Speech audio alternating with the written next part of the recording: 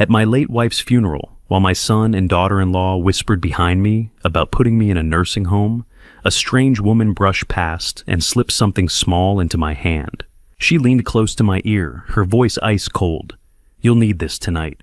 Then she vanished. I didn't react. I only clenched it in my fist, pretending to tremble exactly the way they expected.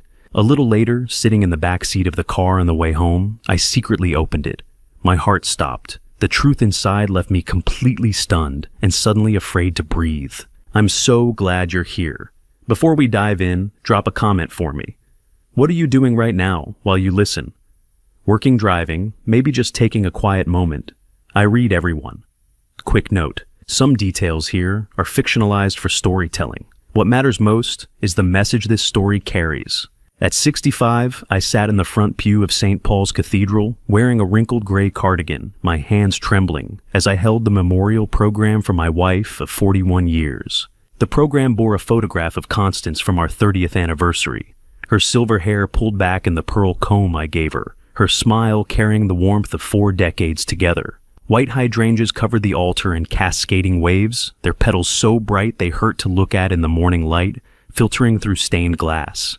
She had loved hydrangeas, planted them throughout our Beacon Hill garden every spring. Now they surrounded her memory like a final embrace she would never feel. I let my hands shake, let my head bow forward as if the weight of grief had finally broken my spine. Let my eyes glaze over while the organist played Bach's Air on the G string, the same piece we danced to at our wedding in 1984. Behind me, my son Thane, 38, leaned toward his wife and whispered just loud enough for me to hear. "The old man's health is getting worse. We need to discuss the facility next week." Saskia, 35. My daughter-in-law and estate planning attorney nodded without looking at me. Her voice carried that particular blend of concern and impatience I had been cataloging for 6 months. "Before he deteriorates further, the Wellesley place has an opening." I did not turn around, did not let my breathing change, did not give them any indication I heard every syllable, every inflection, every pause between their words. My 15-year-old granddaughter Wren sat beside me, her small hand gripping mine, with a pressure that felt like desperation. Dark circles shadowed her pale face, and when I glanced at her, she looked away quickly, too quickly. She had not met my eyes properly since October. Dr. Cedric Ashford, 61. My family physician for the past 12 years approached from the side aisle and placed a hand on my shoulder. "Lester, how are you holding up?" He spoke slowly, loudly as if volume could pierce dementia. "Have you been taking your medications regularly? You really should stop by my office next week for a checkup." I nodded with the vague compliance of a man who no longer fully understood what pills were for. "Yes, doctor. Tuesday is good." He patted my shoulder twice and moved on to offer condolences to Thane. My son and daughter-in-law exchanged a look over the top of my head. They thought I did not see. They did not know I had been counting every one of their blinks for the past 6 months, cataloging every whisper, measuring every false kindness like a surgeon calculating the exact depth of an incision. The service continued with readings from Ecclesiastes and a eulogy delivered by our neighbor who had known Constance for 15 years, but could not explain why a woman in perfect health had died since her sleep on a camping trip in the Berkshires. Heart failure, the coroner said. Sudden cardiac arrest. No warning signs. Just a 63-year-old woman who went to bed under the stars and never woke up. I had performed 8,000 cardiac surgeries in my career. I knew what sudden death looked like. I knew what it smelled like. I knew the difference between a heart that stopped because it was tired and a heart that stopped because someone made it stop. Outside the cathedral windows, I could see the small garden where Constance had planted hydrangeas 6 months before she died. The bushes were showing their first blue blooms of the season, tight clusters of periwinkle petals pushing through dark green leaves. She had told me they would bloom in March. She had been right. As if she herself were calling for me to wake up. When the service ended, the crowd filtered into the rain-slicked courtyard. March drizzle misted down from a gray sky, and mourners opened black umbrellas like a field of crows spreading their wings. I shuffled forward with my cane, an accessory I did not need but had been carrying since November, and let Wren guide me toward the stone archway. That was when the woman brushed against my side. She was perhaps 50 with gray hair pulled into a tight bun and a black coat buttoned to her throat. I did not recognize her face immediately. but her movements were deliberate the way she angled her body to block the sightline from Thane and Saskia. The way her left hand found mine in the crowd and pressed something small and firm into my palm. "You'll need this tonight," she whispered, her breath warm against my ear. Then she was gone, disappearing into the sea of umbrellas before I could turn my head. I closed my fingers around the object, kept my expression blank. Let Ren lead me to the car, while rain soaked through my cardigan and plastered my hair to my skull. It was only when I was alone in the back seat, Thane driving Saskia in the passenger seat, discussing lunch arrangements, that I opened my hand and looked at what the woman had given me. A business card. Old. The paper had yellowed at the edges and the ink had faded to a dull gray, but the text was still legible. MIT, Toxicology Laboratory. Catherine Reeves, Ph.D., Research Fellow. I stared at the card for 10 seconds without breathing. This card did not belong to the 21st century. The MIT logo in the corner was the old version discontinued in 1997. The phone number began with a now obsolete area code, and the name Catherine Reeves was one I had not uttered in 28 years. Catherine and I had researched digoxin toxicity together when I was 37, back when I still split my time between the operating room and the research lab. We had published 2 papers on cardiac glycoside poisoning. We had mapped the pharmacokinetics of digitalis overdose down to the minute. I had not spoken to her since the day I left MIT to focus full-time on surgery. Why now? Why this card? Why tonight? I slipped the card into my breast pocket and resumed my vacant stare out the rain-streaked window. In the front seat, Saskia was saying something about estate planning and asset transfers. Thane was agreeing in that tone he used when he wanted her to think he was listening. And I counted their words, measured their pauses, waited. Because whoever had just handed me Catherine Reeves's card from 1997 knew something about toxicology, knew something about my past, knew something about why my wife, who went to sleep healthy and woke up dead, deserved more than the word natural stamped on her death certificate. And they were telling me I would need that knowledge tonight. The 1830 Beacon Hill townhouse stood exactly as I had left it 3 hours earlier, its white columns framing the door where my private nurse waited with a glass of water and 2 small pills. Gail Stafford 50 had been hired by Saskia 3 months ago to monitor my health and ensure medication compliance. She wore pale blue scrubs and a practiced smile that never quite reached her eyes. "Time for your medicine, sir," she said, extending the pills in her palm. "Dr. Ashford wants you taking these regularly." I shuffled forward with my cane, letting my hand shake as I reached for the pills. Yes, thank you, Gail." She watched me place them on my tongue, watched me take the water glass, watched me swallow. What she did not see was how I held the pills under my tongue, pressing them against the roof of my mouth while the water went down my throat.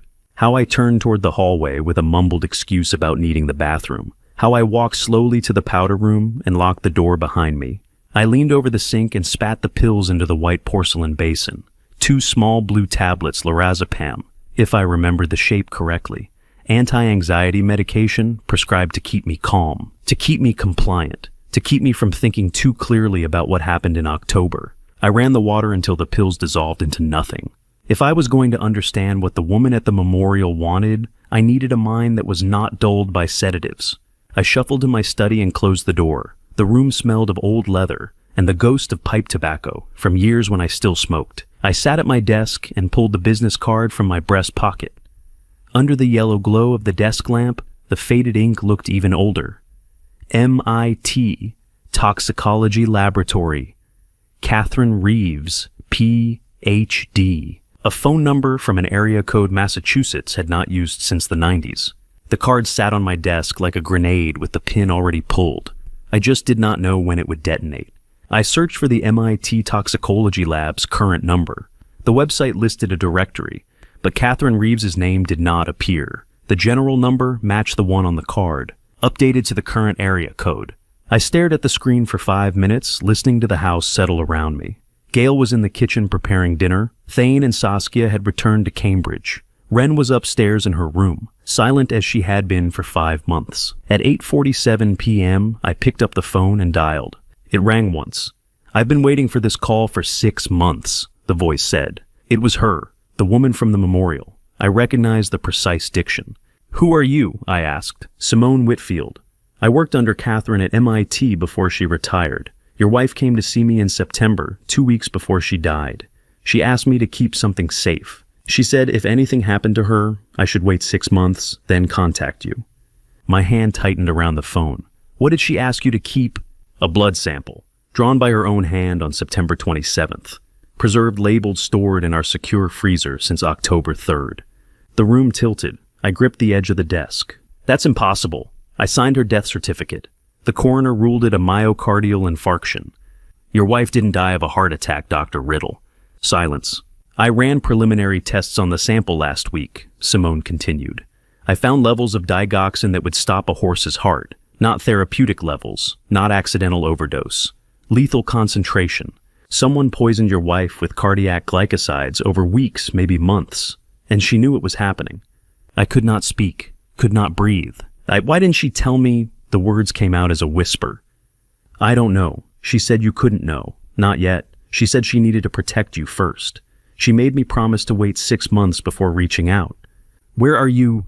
MIT, Building 56, 4th floor. Same lab where you and Catherine published your digoxin papers in '97. I need to see the sample. Tomorrow, 9 a.m., come alone, park 3 blocks away on Massachusetts Avenue and walk. Don't tell anyone where you're going. If your family thinks you're still the broken old man from this morning, keep it that way. Why the secrecy? Because whoever poisoned your wife is still watching you. And if they know you're investigating, you'll be next. She hung up. I set the phone down and stared at the empty desk. My hands were shaking, not the performative tremor I used for Gail and Dr. Ashford, but real tremors from adrenaline. Outside the window, the hydrangeas my wife had planted were beginning to show their first blue blooms of the season-tight clusters of periwinkle petals pushing through dark green leaves. She had loved those flowers, had spent every April on her knees in the garden, pruning and fertilizing and talking to them as if they could hear her voice, as if she herself were calling for me to wake up. I had signed the death certificate. I had watched them close the casket. I had stood beside the grave as they lowered her into the ground. But Simone Whitfield had been waiting 6 months with a blood sample my wife asked her to preserve. A sample that proved Constance did not die of natural causes. A sample that proved someone had been feeding her poison slowly, carefully in doses calibrated to mimic cardiac failure. Someone who knew how digoxin worked. Someone who understood pharmacology. Someone who had access to her food, her medication, her daily routine. Someone in this house. I looked at the 2 blue pills dissolving in the bathroom sink and wondered what else I had been swallowing for the past 6 months. I drove my vintage Volvo XC90 across the Charles River at 8:47 a.m., the spring sun glinting off the water as I parked 3 blocks away from MIT Building 56, exactly as Simone had instructed. The pills I had not swallowed the night before were still dissolving somewhere in Boston's sewer system. The question of what else I had been taking would have to wait. First, I needed to see the proof. Simone Whitfield waited at the side entrance wearing a white lab coat over dark slacks. She did not smile, just nodded once and gestured for me to follow her through the glass doors and up 4 flights of concrete stairs. We did not speak until we reached the secure toxicology lab on the 4th floor. The room smelled of acetone and formaldehyde. Through the window, the Charles River stretched below us, its surface rippling with morning wind. Simone unlocked a steel cabinet and withdrew a small nitrogen vial, its surface frosted with condensation. She set it on the stainless steel counter between us. I received this from your wife herself 2 weeks before she died, Simone said. She called me and said, Simone, if I die under unusual circumstances, any circumstances, keep this blood sample for at least a year. Test it for everything. But wait 6 months before contacting Lester. He'll need time to grieve first. I stared at the vial. Through the frost, I could see the dark red liquid inside, frozen at negative 196 degrees Celsius. She knew, Simone continued. She was afraid, and she didn't tell anyone else. I reached for the vial with gloved hands, the cold bit through the latex numbing my fingertips. I held it as if I were holding my wife's hand one last time, the hand that had drawn this blood from her own vein on September 27th, 2 weeks before she died in the Berkshires. Why didn't she tell me? My voice came out flat clinical. I don't know. She made me promise not to contact you for 6 months. She said you needed to appear broken. She said if they thought you were investigating, they'd kill you too. She didn't say who, but she was terrified, Dr. Riddle. That day she brought me the sample, her hands were shaking so badly she could barely hold the syringe. I set the vial down. She was so afraid she didn't dare tell me. Did she think I would die with her? Or that I would think she was losing her mind? Show me the results, they said. Simone glanced at the clock. Mass spectrometry takes 6 hours for a full cardiac panel. I started the run last night. It should be ready by 3 p.m. I'll wait, I said. Simone nodded and gestured to a small office adjacent to the lab. There's coffee in the break room. Don't leave the building. And don't tell anyone you're here. I spent those 6 hours in a chair by the window, watching students cross the quad below. At 3 p.m. exactly, Simone appeared in the doorway holding a single sheet of paper. She did not say anything, just handed me the printout and stepped back. The text was black and white, clinical precise. Sample ID CR-92724-01 test. Cardiac. Glycoside panel, serum, digoxin, concentration, 8.3 nanograms per milliliter, reference range, therapeutic, 0.8 to 2.0 nanograms per milliliter, toxic level, greater than 4.0 nanograms per milliliter, lethal range, greater than 5.0 nanograms per milliliter. I read the numbers 3 times, 8.3 nanograms per milliliter, over 4 times the lethal concentration, over 10 times the maximum therapeutic dose. Your wife had no history of cardiac arrhythmia, Simone said quietly. No digoxin prescription in her medical records. No reason to take this medication. This concentration indicates a dose administered within 2 to 4 hours of her death. Orally, most likely. Masked in something bitter, herbal tea, coffee tonic water. I set the paper down on the counter. My hands were steady. My breathing was controlled. But inside my chest something was breaking that had nothing to do with cardiac function. My wife had been killed by digoxin, the same cardiac glycoside I had spent 3 decades studying, the same drug I had published 17 papers about, the same medication I could dose with my eyes closed, calculating the exact amount needed to stop a heart without leaving obvious pathological markers. Someone had used my own expertise against me, had studied my research, had learned from my publications how to kill a 63-year-old woman in a way that would be ruled natural causes. Who in my family has enough medical knowledge to measure a lethal dose of digoxin that leaves no trace of foul play? The answer leaped out with surgical precision, my daughter-in-law Saskia, estate planning attorney with a background in healthcare law. She had access to medical databases. She had the intelligence to understand pharmacology. She had been pressuring me about facility placement since November. But estate attorneys did not typically know how to calculate lethal cardiac drug concentrations, which meant someone had coached her, someone with medical training, someone who understood digoxin kinetics, someone who had access to my wife during her final weeks. I looked up at Simone. I need a copy of this report. She handed me a sealed envelope. Already prepared. Don't keep it in your house. They're watching you. I know, I said. I stood and walked to the window.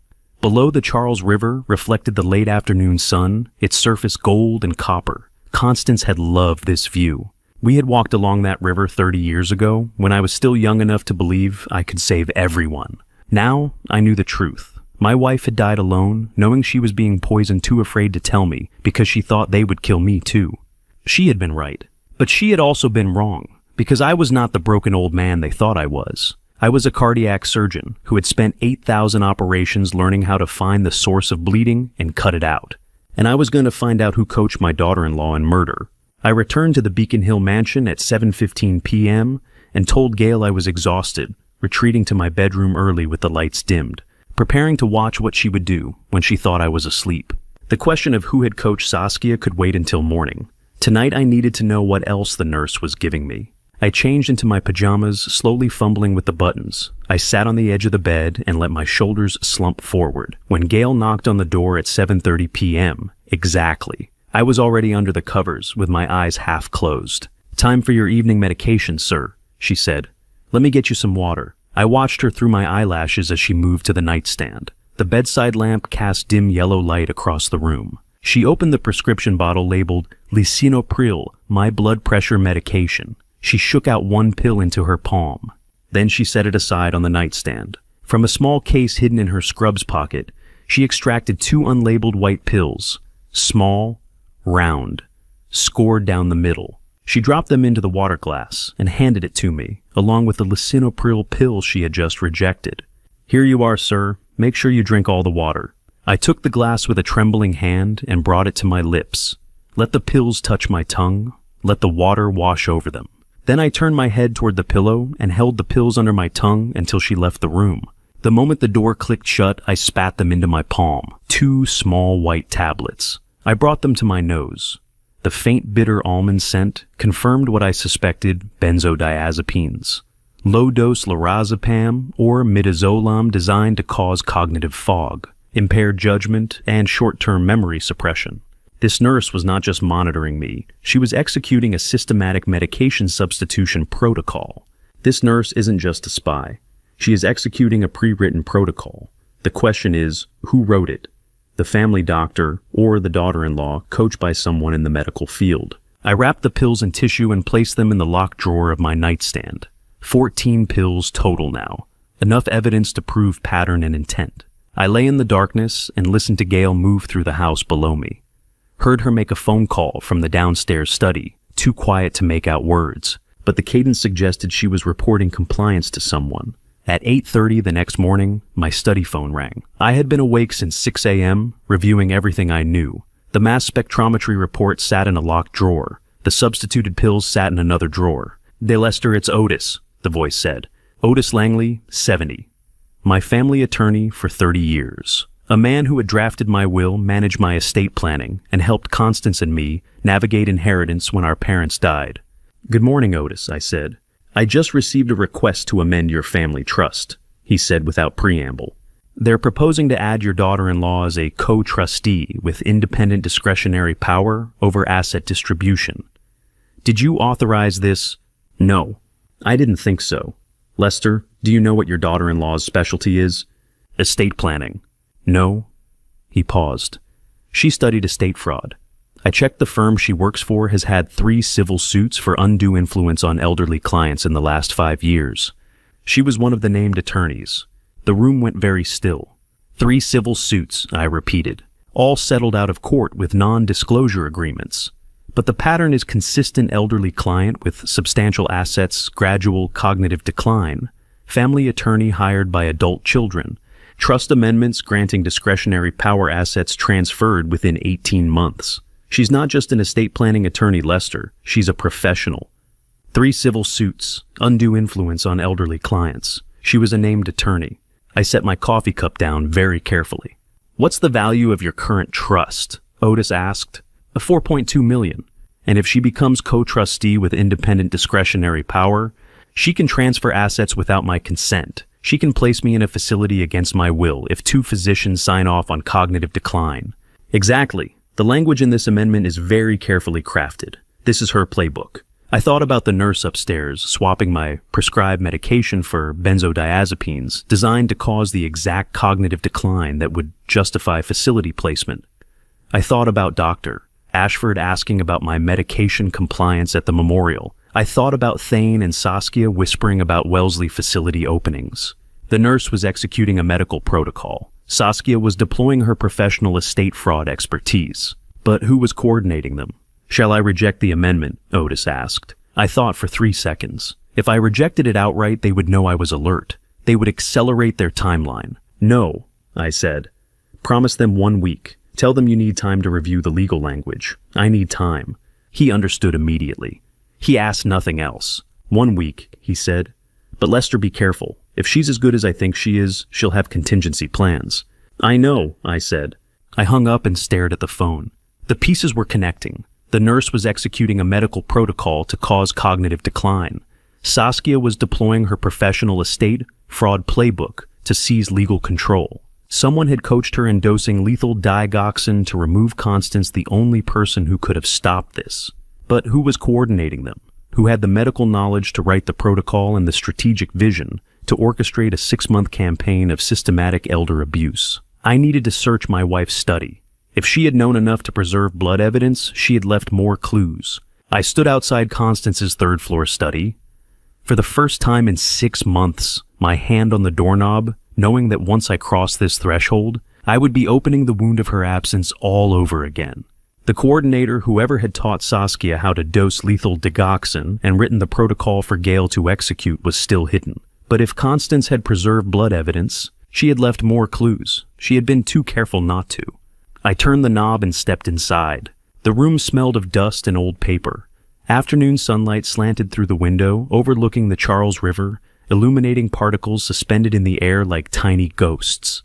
Her desk sat exactly as she had left it in October, fountain pen, uncapped reading glasses folded beside a half-finished book on New England gardens, coffee mug with a dried ring of espresso at the bottom. I had not moved anything, had not touched anything, had avoided this room because opening the door meant admitting she would never sit at that desk again.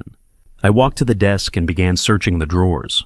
The first drawer held stationery and stamps. The second held a small wooden box with our wedding photos and dried hydrangea petals from our 20th anniversary. The third drawer stuck when I pulled it wedged shut by something heavy. I pulled harder. The drawer came free. Inside was a small brown leather notebook, the kind sold at university bookstores for students to take field notes. The cover was labeled in Constance's neat handwriting, Garden Notes 2024. I opened it to the first page. It was not about gardens. The first entry was dated September 12th, 2024. Found small white pill in second floor bathroom sink trap. Not prescribed to either of us. Saved in envelope A, September 18th, 2024. Another pill, same type. Found in kitchen garbage disposal. Saved in envelope B, September 22nd, 2024. Third pill. Guest bedroom, nightstand, drawer, hidden behind lamp. Someone is planting these. Saved in envelope C. I turned the page. There was a photograph taped to the paper with clear tape. A candid shot taken from the doorway of the kitchen. Saskia stood at the counter, her back partially to the camera, holding a small glass vial up to the light. The date written below, in Constance's handwriting, October 9th, 2024. 9 days before she died. I stared at that photograph for 30 seconds without breathing. My wife had not just suspected. She had documented. She had photographed. She had been conducting a systematic investigation. I turned to the last page. The handwriting was more hurried here, less neat. Catherine MIT Lab Emergency Protocol. Blood sample delivered September 27th. Instructions wait 6 months if I die. Contact Lester only after grief period. Husband do not tell, yet prove first. Cannot risk alerting them. If they know I know, they will kill us both.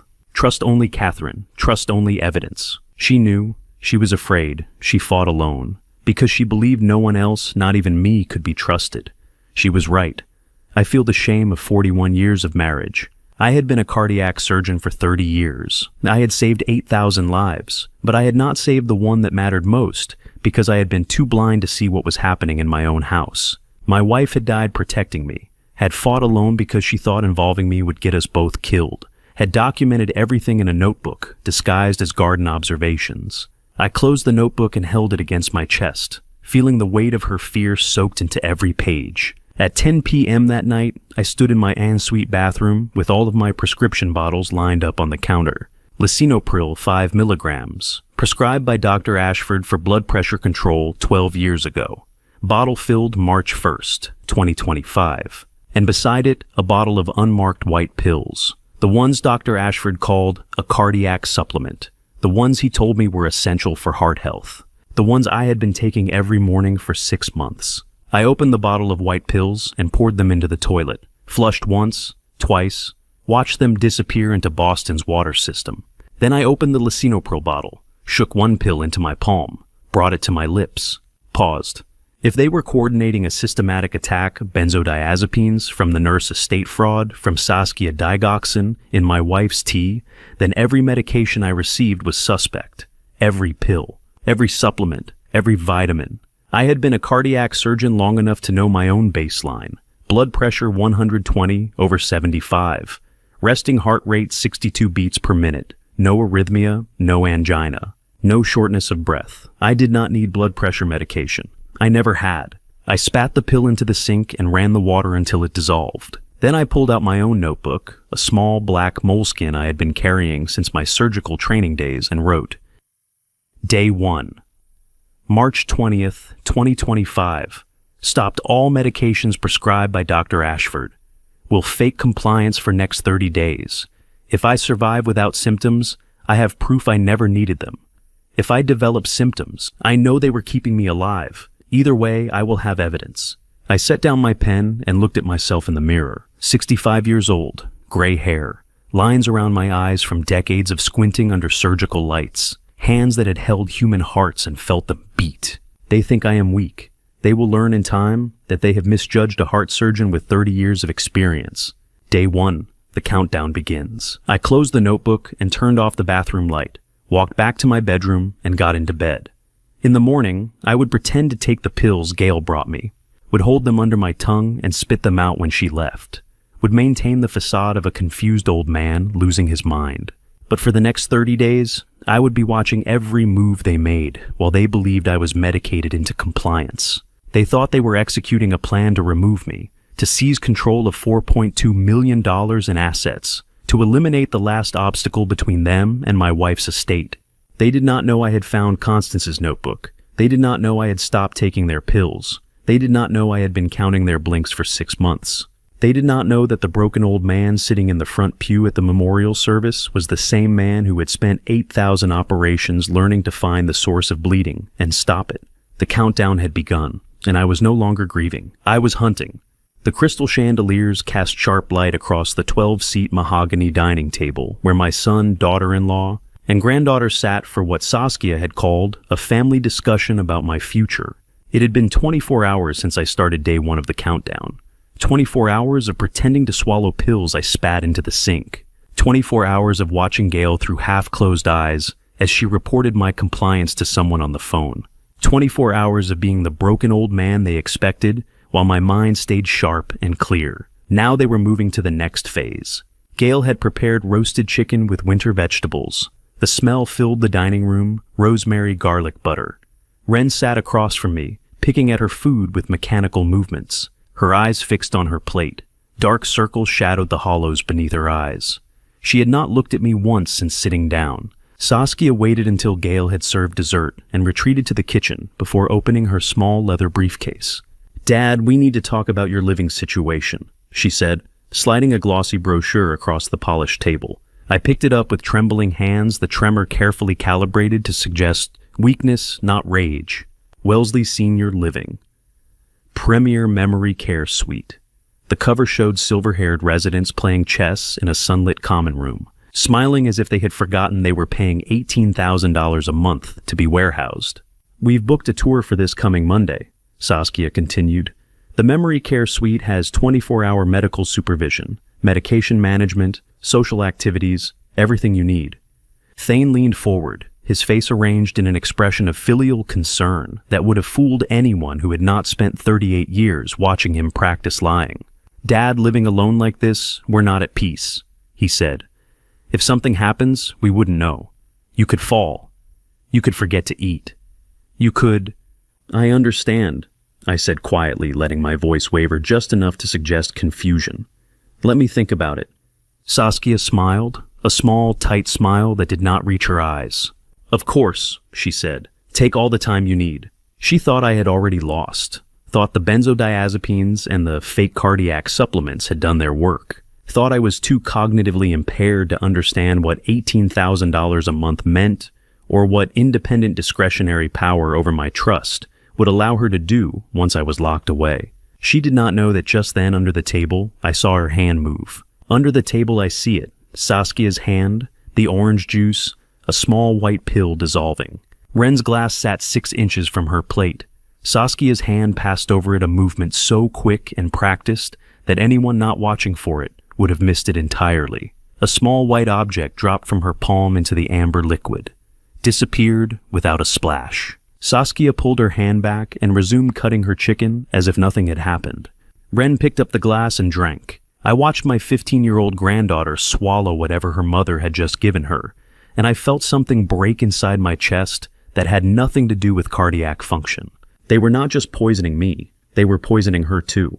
The next morning at 10:30 a.m., I stood in the reading room of the Boston Public Library at Copley Square, pretending to browse the gardening section while I waited for Wren. I had sent her a text from my old flip phone, the one Thane and Saskia did not know I still carried. The message was simple. "Need help finding hydrangea books at library. Can you meet Grandpa at 10:30? She arrived 15 minutes late wearing her school uniform and carrying a backpack that looked too heavy for her thin frame. When she saw me, she tried to smile, but the expression died halfway across her face. "Hi, Grandpa," she said. Her voice was flat, exhausted. I led her to a table in the corner, away from the other patrons. Up close, the dark circles under her eyes looked even worse than they had at dinner. Her hands trembled as she set down her backpack. "Have you been sleeping well?" I asked gently. "You look pale lately." She shook her head. "I'm fine, just tired from school." "Ren." I reached across the table and took her hand. Her fingers were ice cold. "You can tell me the truth." Something in her face crumpled. Her eyes filled with tears. "Mom says I have to take vitamins to study better," she whispered. "Special vitamins she gets from Dr. Ashford. She says they'll help me focus. But lately I keep having nightmares."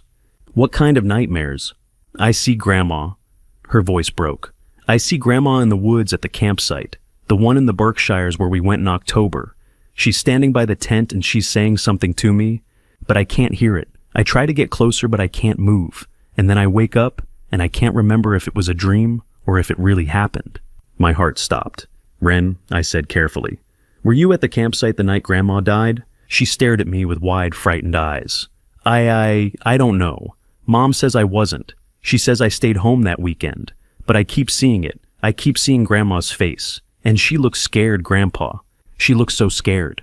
I held her trembling hand across the library table and felt the world tilt beneath me. My 15-year-old granddaughter is shaking just like I was 6 months ago, but she doesn't understand why, and that makes it so much worse. She had been there. She had witnessed her grandmother's murder, and Saskia was giving her sedatives, those vitamins from Dr. Ashford, to suppress the memory, to keep her from remembering what she saw that night in the Berkshires, to keep her from becoming a witness. "Grandpa, am I going crazy?" Ren asked, her voice small and broken. "No," I said firmly. "You're not going crazy.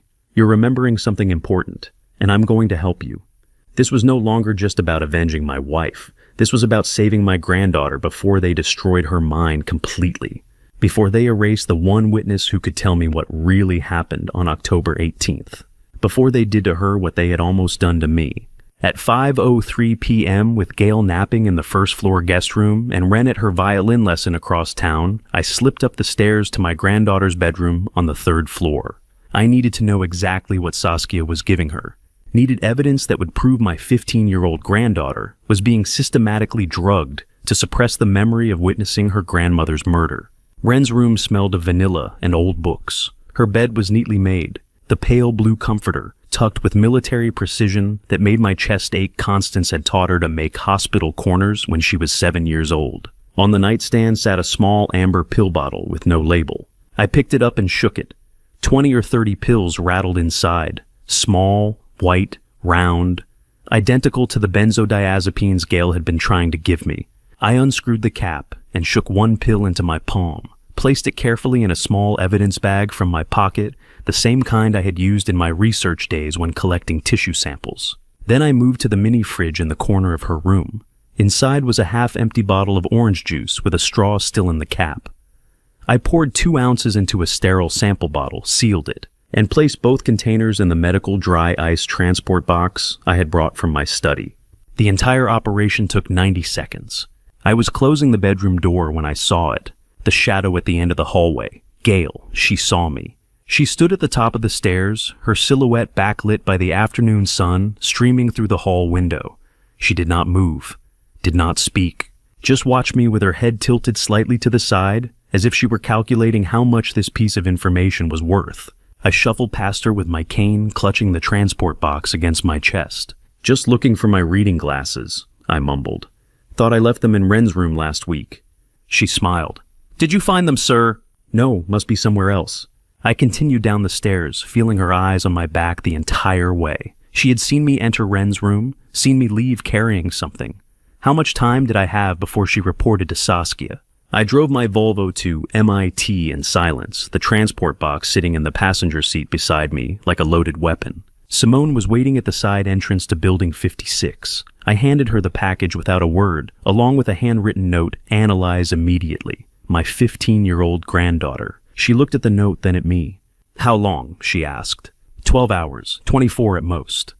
"I'll have preliminary results by morning." I drove home and pretended to take my evening pills from Gail, pretended to watch television in my study until midnight, pretended to sleep while I lay in the darkness, counting the hours until I would know what they were doing to my granddaughter. At 11 a.m. the next morning, Simone called.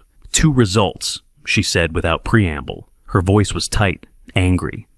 1, your granddaughter's vitamin is 0.5 milligrams of midazolam. It's a benzodiazepine used for short-term memory suppression and sedation. At this dose, administered daily, it would cause recurring nightmares, difficulty forming new memories, and fragmentation of traumatic memories. It's exactly what you would give someone to prevent them from remembering something specific. I gripped the phone hard enough to make my knuckles white. And the second result, silence for 3 seconds. The white pill your family doctor prescribed you, the one he calls a cardiac supplement, is a placebo. No active ingredient, just lactose and binding agents. And the lisinopril bottle Gail has been giving you, I had you bring me one of those pills last week when you came for the blood analysis. It's also a placebo. You haven't been taking actual blood pressure medication for at least 90 days. The room tilted. And that's impossible. Dr. Ashford prescribed. Dr. Ashford has been giving you sugar pills while telling you they're life-saving medication. Do you understand what that means? I understood. They didn't need to poison me heavily. They just needed to withhold my medication and wait for the heart attack to come naturally.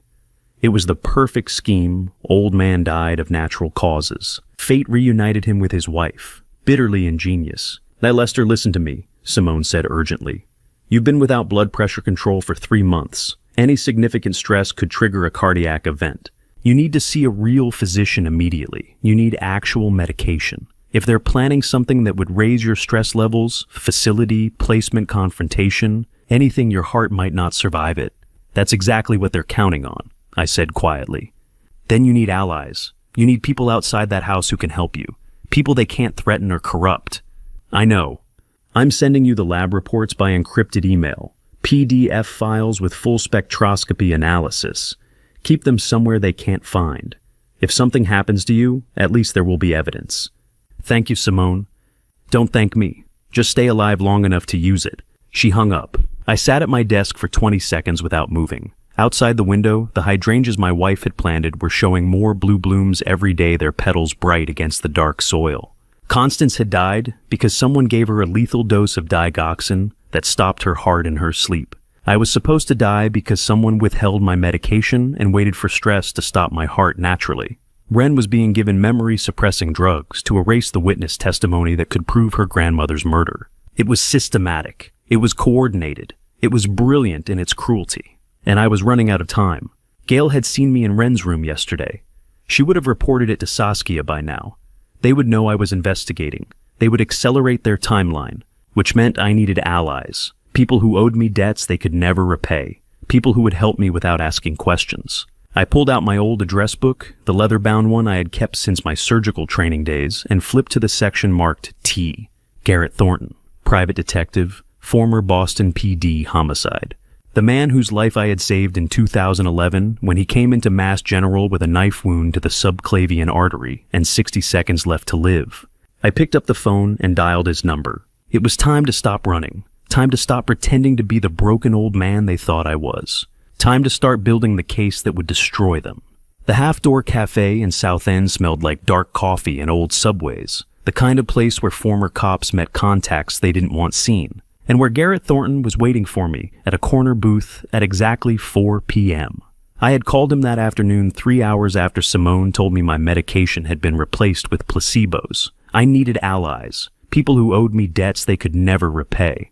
Garrett Thornton, 55 private investigator and former BPD homicide detective, stood when I approached. He was built like a man who had spent 30 years chasing criminals' broad shoulders, scarred knuckles, eyes that missed nothing. He extended his hand. I shook it. You saved my life in 2011, he said without preamble. Quadruple bypass after 3 other hospitals refused the case. You took me anyway, operated for 11 hours. I woke up with a second chance I didn't deserve. He sat back down and looked at me with an expression I recognized, the look of a patient who understood they owed you everything. I owe you a life, he said. Now tell me what I need to do. I pulled out a handwritten list and passed it across the table. Shadow my family doctor for 7 days, I said quietly. Dr. Cedric Ashford, 61 years old, lives in Newton. I need to know where he goes, who he meets, especially after 9 p.m. and shadow a man named Corbin Hewitt, hospice pharmacist at Mass General. He's my son's best friend. I need to know if he's supplying illicit cardiac medications." Garrett read the list without expression. Then he looked up. "What am I looking for?" "Evidence of conspiracy to commit murder." He nodded once. "Just once? It's enough." He understands no need to ask why. "Double my normal rate," he said. "Cash only, no paper trail. And if this goes where I think it's going, I know a federal judge who owes me a favor." "Thank you, Garrett." "Don't thank me. Just stay alive long enough for me to help you." I left the cafe feeling something I had not felt in 6 months. I was no longer alone. The next morning at 9:30 a.m., Saskia arrived at the Beacon Hill mansion with a stranger in a gray suit. I was sitting in the living room pretending to read the newspaper upside down when they walked in. "Dad, this is Dr. Martin," Saskia said brightly. "He's a geriatric psychiatrist from McLean Hospital.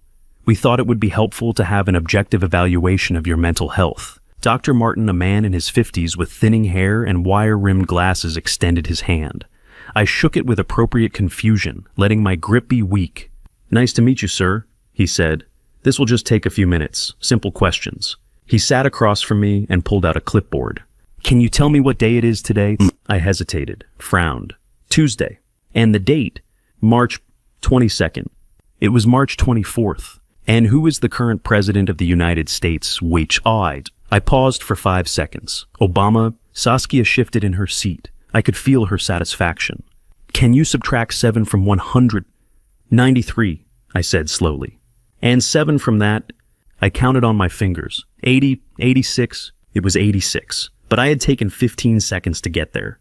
Dr. Martin made notes, asked me to draw a clock showing 3:15. I drew the circle too small, put the numbers in the wrong places, made the hands point to 4:20. When the evaluation ended, Saskia walked Dr. Martin to the door.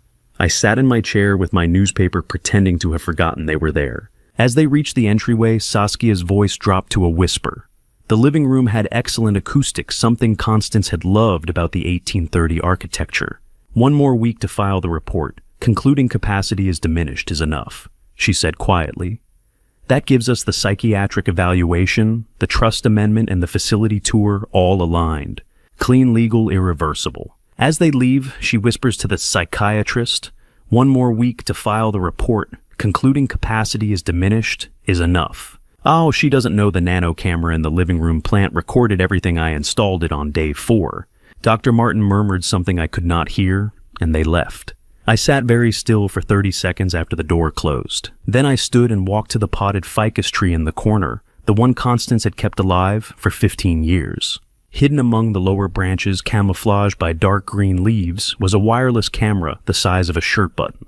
I had installed it on day 4 of my medication countdown. Now it had recorded Saskia openly discussing the timeline for declaring me incompetent. One more week. I walked to my study and locked the door, pulled up the camera's wireless feed on my laptop, scrolled back through 4 days of footage. There was Gail preparing my pills, carefully swapping the prescriptions for placebos. There was Saskia dropping something into Wren's orange juice at the family dinner. There was Thane and Saskia discussing Wellesley Senior Living while I pretended to nap. And now there was the fake psychiatric evaluation and Saskia's whispered confirmation of their timeline. They thought I was weak, a confused old man failing cognitive tests, unable to remember the current president, struggling to subtract by 7s. They did not know I was watching. Recording. Gathering evidence with the same precision I had used to map cardiac anatomy for 30 years. I had 1 week before they moved to declare me incompetent. 1 week to gather enough evidence to destroy them all. But I was no longer working alone. Garrett was shadowing Dr. Ashford and Corbin. Simone was analyzing the medications. Otis was delaying the trust amendment. And I was performing, letting them believe I was exactly what they needed me to be. Weak, confused, helpless. While the cameras recorded everything they said in the shadows. At 10 p.m., with the study door locked, I sat reviewing the nano camera footage for the 3rd time, trying to understand why my daughter-in-law of 10 years would orchestrate such an elaborate conspiracy, and then my phone rang with the answer I wasn't prepared to hear. I had 1 week before they filed the diminished capacity report, 1 week before they moved to lock me in Wellesley Senior Living and seize control of my estate. But the nano camera had captured everything Saskia's whispered timeline, Gail swapping my pills, Thane discussing facility placement. The question that haunted me was simpler, why? Money explained part of it, but systematic murder, elaborate gaslighting, multi-year conspiracy, this felt personal. This felt like revenge. My phone rang. Otis Langley. I answered on the first ring. I traced her, he said without preamble. Your daughter-in-law. I went deeper than the civil suits. I traced her date of birth and real surname via Massachusetts birth certificate records. I gripped the phone. Her birth name is Margaret Whitfield Reyes. Otis continued. Born December the 7th, 1989 in Cambridge. Her biological father was Dr. Edmund Reyes. He died at Mass General Hospital on June 14th. 2003 during a triple bypass surgery. The room went silent except for the sound of my own breathing. Who performed the surgery? I asked, though I already knew the answer. You did, Lester. You were the cardiac surgeon on record. The operation lasted 3 hours and 27 minutes. Doctor. Reyes experienced a massive intraoperative myocardial infarction at minute 87. Resuscitation was attempted for 47 minutes. Unsuccessful.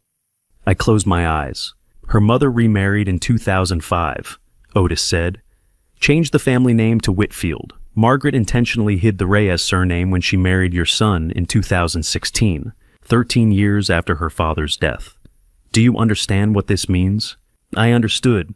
10 years of family love was a disguise. She sat at my dinner table, hugged me on her wedding day, bore my granddaughter, all part of a 22-year plan to destroy me. She's been planning this since she was 13 years old, I said quietly. Or someone has been planning it for her, Otis replied. Either way, this is premeditated multi-decade revenge. And Lester, if she blames you for her father's death, this won't end with a facility placement. This ends with you dead. I know. What do you need from me? Time. Keep delaying the trust amendment. I need to gather more evidence. You have 6 days. After that, I can't stall any longer without raising suspicion. He hung up. I sat in the darkness for 10 minutes trying to process what I had just learned. Dr. Edmund Reyes. I remembered the name now. Remembered the surgery. Remembered standing in the OR at Mass General on a hot June afternoon in 2003. Watching the monitors flatline while a man's heart refused to restart, despite everything I tried. I had performed 8,000 surgeries. I had lost fewer than 24 patients. Edmund Reyes had been one of them. And his daughter had married my son to get close enough to kill me. The next morning at 8:30 a.m., I walked into the basement archives of Mass General Hospital. The B2 level smelled like old paper and disinfectant, the fluorescent lights humming overhead as I approached the medical records desk. Harold Fletcher, a 60-year-old medical archivist who had worked in MGH's basement records for 30 years, looked up from his computer. Dr. Riddle, he said, recognizing me immediately. Haven't seen you down here in years. What can I help you find? Surgical file, I said. June 14th, 2003. Patient name Edmund Reyes, triple bypass. Harold's fingers moved across the keyboard. He disappeared into the back room and returned 5 minutes later with a manila folder thick with yellowed papers. I took it to a corner table and opened it. The first page was my own handwriting. Operation notes dated June 14th, 2003, 2:47 p.m. Patient Dr. Edmund Reyes, age 46, presenting with 3-vessel coronary disease. Triple bypass recommended. High risk due to previous MI and left ventricular dysfunction. I flipped through the pages. Pre-op labs, consent forms, anesthesia notes. Then my intraoperative report. Minute 87. Patient experienced massive intraoperative MI. ST elevation across all leads. Immediate defibrillation initiated. Resuscitation attempted for 47 minutes. Unsuccessful. Time of death, 4:34 p.m. I remembered that day now. Remembered the helplessness of watching a man die on my table, despite 47 minutes of compressions, medications, shocks. Remembered telling his family in the waiting room that I had done everything possible. I did not remember if his daughter had been there. Did not remember if a 13-year-old girl had watched me walk out of the OR and decided that day to spend the next 22 years destroying my life. I turned to the back of the file. There was a 1988 staff photo, a departmental picture from when Reyes and I had both been interns at Mass General, 37 years ago. Back when I was 28 and he was 31. Both of us competing for the same attending positions, the same surgical slots, the same recognition. I pulled the photo closer. Edmund Reyes stood in the back row, third from the left. Dark hair, sharp features. The same nose structure I saw every time I looked at my son. The same distinctive low-set ears. I stared at that photo for 30 seconds without breathing. Why am I seeing my son's ears on the man I killed 22 years ago? This is impossible. This thought is insane. Thane was born in March 1987. Edmund Reyes had been a fellow intern in my department from 1985 to 1988. We had worked together, competed together. There had been friction, professional jealousy, rivalry over positions, the kind of tension that builds between two ambitious surgeons fighting for the same future. And now looking at this photograph, I saw my son's face staring back at me from a dead man's eyes. The resemblance was undeniable. The nose, the ears, the shape of the jaw. This was impossible. Thane was my biological son. I had raised him from birth. I had watched Constance carry him for 9 months, had been in the delivery room when he was born. But the photo did not lie. And a terrifying question formed in my mind. What if the revenge goes deeper than I imagined? What if this conspiracy began not 22 years ago, when Edmund Reyes died on my operating table, but 38 years ago, when my son was born? What if Thane is not my son at all? I stared at the photograph until the faces blurred. Edmund Reyes, Thane, the same nose, the same jaw, the same eyes. What if everything I believed about my son was a lie Catherine had orchestrated from the beginning? My phone rang. Ren, 3:32 p.m. Dad, her voice cracked. Mom found the vitamin bottle. Every muscle in my body locked. Where are you? My room. She said tonight she's going to teach me how to be more grateful. The terror in those words made my blood freeze. I'd heard Saskia use that phrase before years ago, describing how her mother had corrected disobedience. Listen to me very carefully, I said, already grabbing my keys. Pack 1 bag, only essentials. Be ready in 10 minutes. What? Ren, 10 minutes. I'm coming to get you. I called Simone while speeding toward the house. I need the safe house, now. What happened? Saskia found the supplements. She's threatened Ren. Simone didn't hesitate. Address is 847 Maple Grove, Unit 12B. Keys in the fake rock by the door. I'll meet you there in an hour. The drive to my house took 8 minutes. I parked 2 blocks away, approaching on foot. Through the living room window, I could see Saskia on the phone, pacing. Her face was composed, almost serene, the expression she wore when planning something terrible. I texted Ren back door, 30 seconds. She appeared like a ghost, one small backpack over her shoulder. Her eyes were red but dry. We didn't speak until we were in the car blocks away. I'm sorry, she whispered. You have nothing to apologize for. I kept checking the rearview mirror. No one following, yet. Did she say anything else?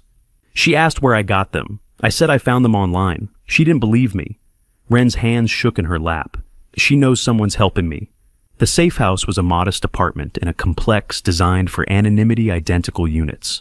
High turnover security cameras that actually worked. Inside it was clean but sparse. Simone had stocked the basics: food, toiletries, fresh linens. Ren sat on the couch looking small and lost. 15 years old. I had been so focused on evidence and strategy that I'd forgotten how young she really was. Do you trust me? I asked. She looked up, and something in her expression reminded me of the little girl who used to believe I could fix anything. I trust you more than anyone. Then trust me when I say this, you're safe here. Saskia doesn't know about this place. No one does, except Simone and me. Simone arrived at 5:15 carrying 2 burner phones and a laptop. She handed one phone to Ren. Memorize my number. His number. No one else. If anything feels wrong, you call immediately. Ren nodded, her fingers trembling as she took the phone. Simone pulled me into the kitchen. Saskia's already called the police, reported Ren as a runaway. Of course she did. We have maybe 48 hours before this gets complicated. What's your plan? I'd been forming it during the drive. Tomorrow I go to the house for the DNA collection. I document everything: Thane's reaction, Saskia's behavior, the whole setup. If she's been drugging him for years, there will be tells. And if she tries to stop you, she won't. She's too confident. She thinks I'm the same man who believed every lie for 16 years. I glanced toward the living room, where Ren sat curled on the couch. But we need insurance. Simone's eyes narrowed. What kind of insurance? A dead man's switch. If anything happens to me, accident, sudden illness, mysterious disappearance, everything we have goes to your lawyer contact. All the evidence, all the documentation. The surveillance footage, the pharmacy records, the inheritance analysis, everything. You think she'd actually... I think she's protected a secret for 16 years. I think she's desperate. I think desperate people do desperate things. I met her gaze. Can you set it up? Simone pulled out her laptop. I'll create an encrypted file. Time-delayed release. You check in every 12 hours with a code. You miss 2 check-ins. The file automatically sends to 3 different recipients. My lawyer, a journalist contact, and the state attorney's office. Perfect. We spent the next hour uploading everything. Every video clip of Thane's decline. Every pharmacy transaction. Every email and text message.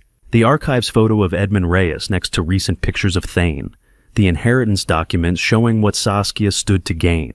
When it was done, Simone showed me the check-in protocol. Simple 6-digit code changed daily. Missed 2 consecutive check-ins, and the truth would detonate across every relevant desk in the state. This is mutually assured destruction, Simone said quietly. Good. Maybe it'll keep everyone honest. I stayed until 6:30 making sure Wren knew how to use the security system, where the emergency exits were what to do if anyone knocked. She was braver than I'd given her credit for. What happens tomorrow? She asked as I prepared to leave. Tomorrow, I collect evidence that could change everything. And if Mom tries to stop you, I thought about the dead man's switch, the encrypted files, the carefully constructed insurance policy. She won't, because now she knows that hurting me means destroying herself. Driving home alone, I felt the weight of what was coming. Tomorrow, I'd walk into that house and collect DNA from a boy who might not be my son. I'd face a woman who might have orchestrated the most elaborate deception of my life. And I'd do it all while pretending I didn't know the truth. The real war began tomorrow. But tonight, for the first time in weeks, I knew that if I didn't make it out, the truth would survive me. Tomorrow came with a 6 a.m. check-in code sent from my car. The dead man's switch reset for another 12 hours. At 6:58 a.m., with gray dawn light filtering through the 3rd-floor hallway and Nurse Gail asleep in the guest room below, I slipped into Thane's old teenage bathroom, carrying 3 empty Ziploc bags. The room smelled of dust and memory. Saskia had preserved it like a Shrine swim team trophy. On the shelf, old cologne bottle, half-full wooden hairbrush from before college. I'd walked past this door 1,000 times, never imagining I'd stand here stealing evidence of my own son's identity. The wooden comb sat in the top drawer. Several dark strands still clung to the teeth. I lifted them carefully, checking for follicles, the root bulbs that carried DNA. 3 good strands. Ziploc number 1. His toothbrush hung in the holder, forgotten during Christmas 2024. Ziploc number 2. For my own sample, I used a cotton swab against the inside of my cheek. Ziploc number 3. 3 bags, 3 samples. 1 question that could shatter 38 years. I labeled them in my car Subject A, Thane, Subject B, Lester, date collected. March 26th, 2025, 7:15 a.m. The private lab offered 72-hour turnaround. Rush service cost $500 extra. I paid without hesitation. The technician was young, tired eyes, professional smile. She didn't ask questions beyond consent forms. I signed as John Morrison and paid cash. Results Friday morning, she said. We'll call the number you provided.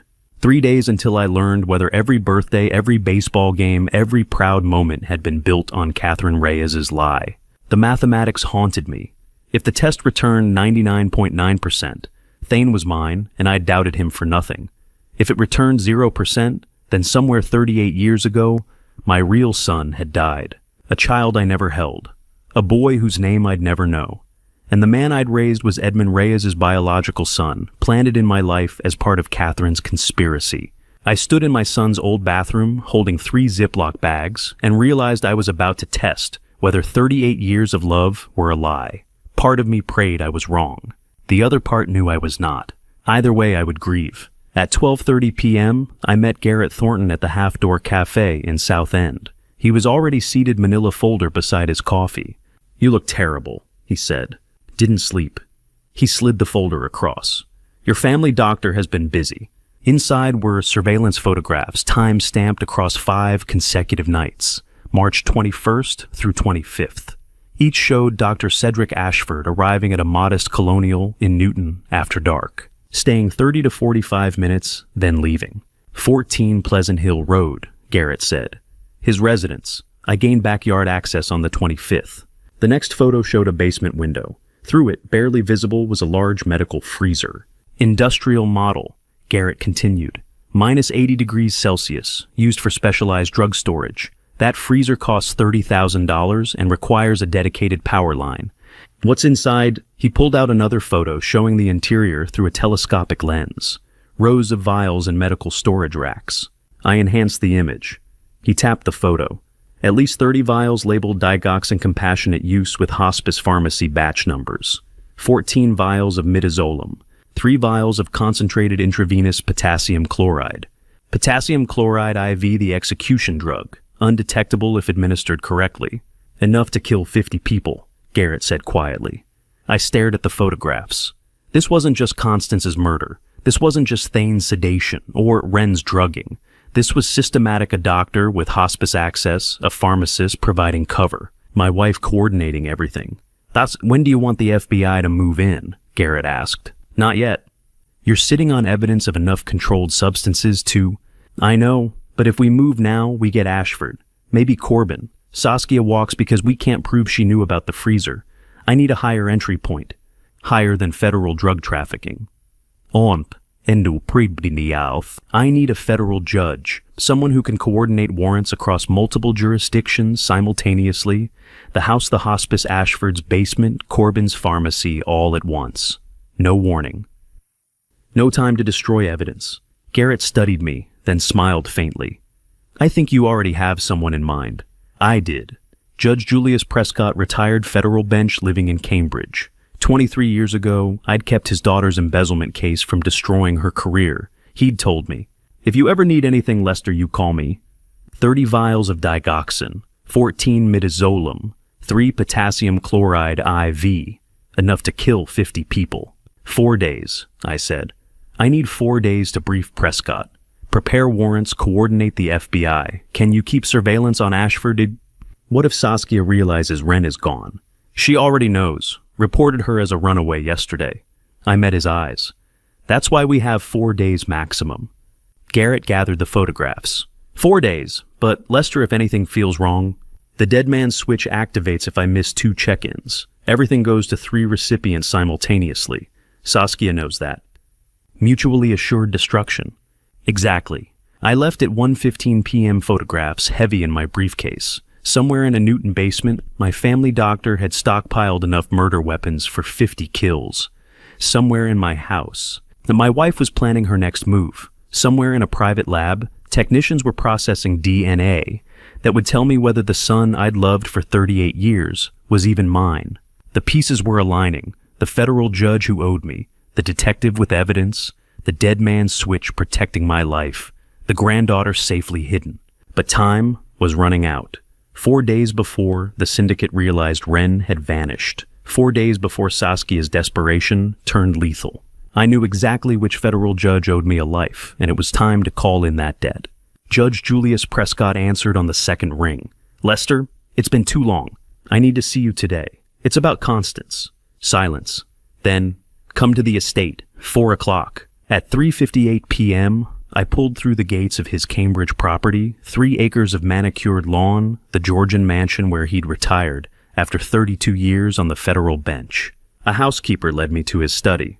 The room smelled like old leather and Virginia tobacco, the same scent that clung to my father's law office 40 years ago, back when I still believed the legal system protected the innocent. Julius sat behind a mahogany desk, 74 years old, but still commanding. The scar from his 2008 bypass surgery was visible above his collar when he leaned forward. 32 minutes, I said, settling into the chair across from him. That's all I need. I laid it out methodically. The October 18th camping trip. The November 2nd prescription alteration from Dr. Martin showing dosage changes. The forged trust amendment transferring the estate. The connection between Saskia and Edmund Reyes. Dr. Ashford's freezer filled with stolen hospice medications. Corbin the pharmacist, the pattern of sedation used on both Constance and Thane. Julius listened without interruption, his fingers steepled beneath his chin. Julius I saved your life on April 9th, 2008. I said finally.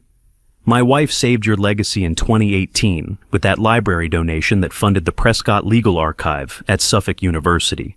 I'm here to collect both debts not for me, but for Constance. He stood, walked to the window.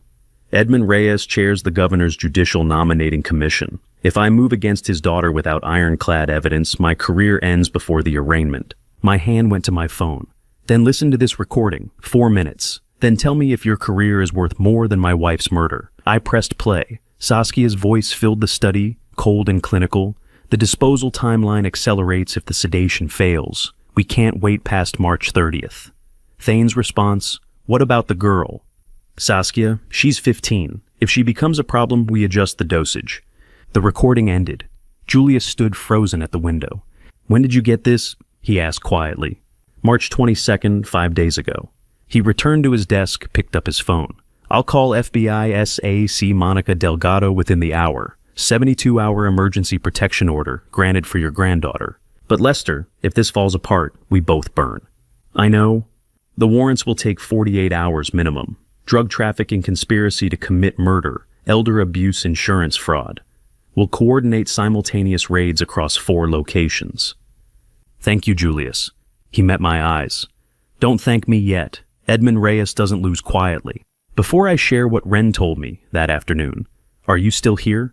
Comment A, if you think she witnessed the murder, or B, if she only heard it, add one reason why. Please note, the next part contains recreated details for emotional impact. If that's not for you, feel free to stop here. I drove to Simone's Brookline townhouse at 6:30 p.m. Wren sat at the kitchen table, 3 pages of notebook paper spread before her, a handwritten timeline, each entry time-stamped. I wrote everything down, she said. Her voice was steady, but her hands shook. Everything I remember from October 18th. I pulled up a chair beside her. 7:30 p.m. She read.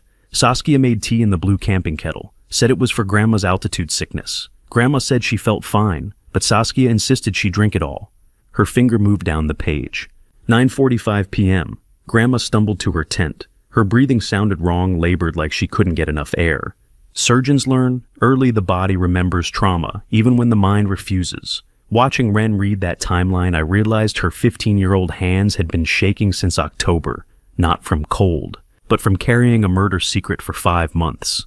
11:20 p.m. Wren's voice cracked. I heard Saskia whisper to Thane outside my tent. She said, she's fighting it, double dose didn't work. I pretended to be asleep. I was so scared. Wren, 6:30 a.m. I found Grandma in her sleeping bag. She was cold. Saskia was already calling 911. Her voice panicked like she'd just discovered it. Wren looked up at me, tears streaming. I should have screamed that night. I was 15 feet away in my tent, and I let Grandma die because I was too afraid to make noise. The words hit me like a physical blow. For 5 months I'd carried the weight of not seeing Constance's murder coming. But Wren had carried something worse, the guilt of being there and staying silent. I pulled her into my arms and wept. For the first time since September 2024, I cried not from grief, but from the unbearable weight of knowing my granddaughter had witnessed her grandmother's murder and blamed herself for it.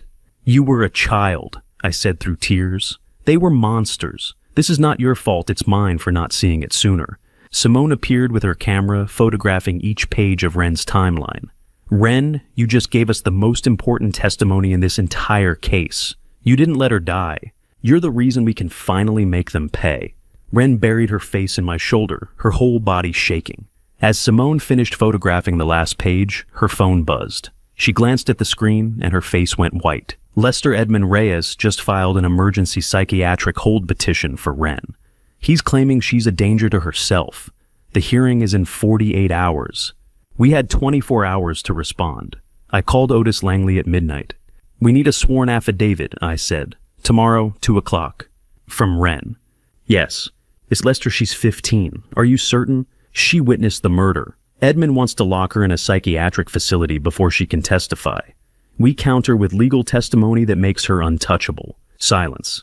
Then I'll prepare the documents. The notary's seal hit the affidavit at 2:47 p.m., and with that metallic thunk, my 15-year-old granddaughter became the most dangerous witness in Massachusetts.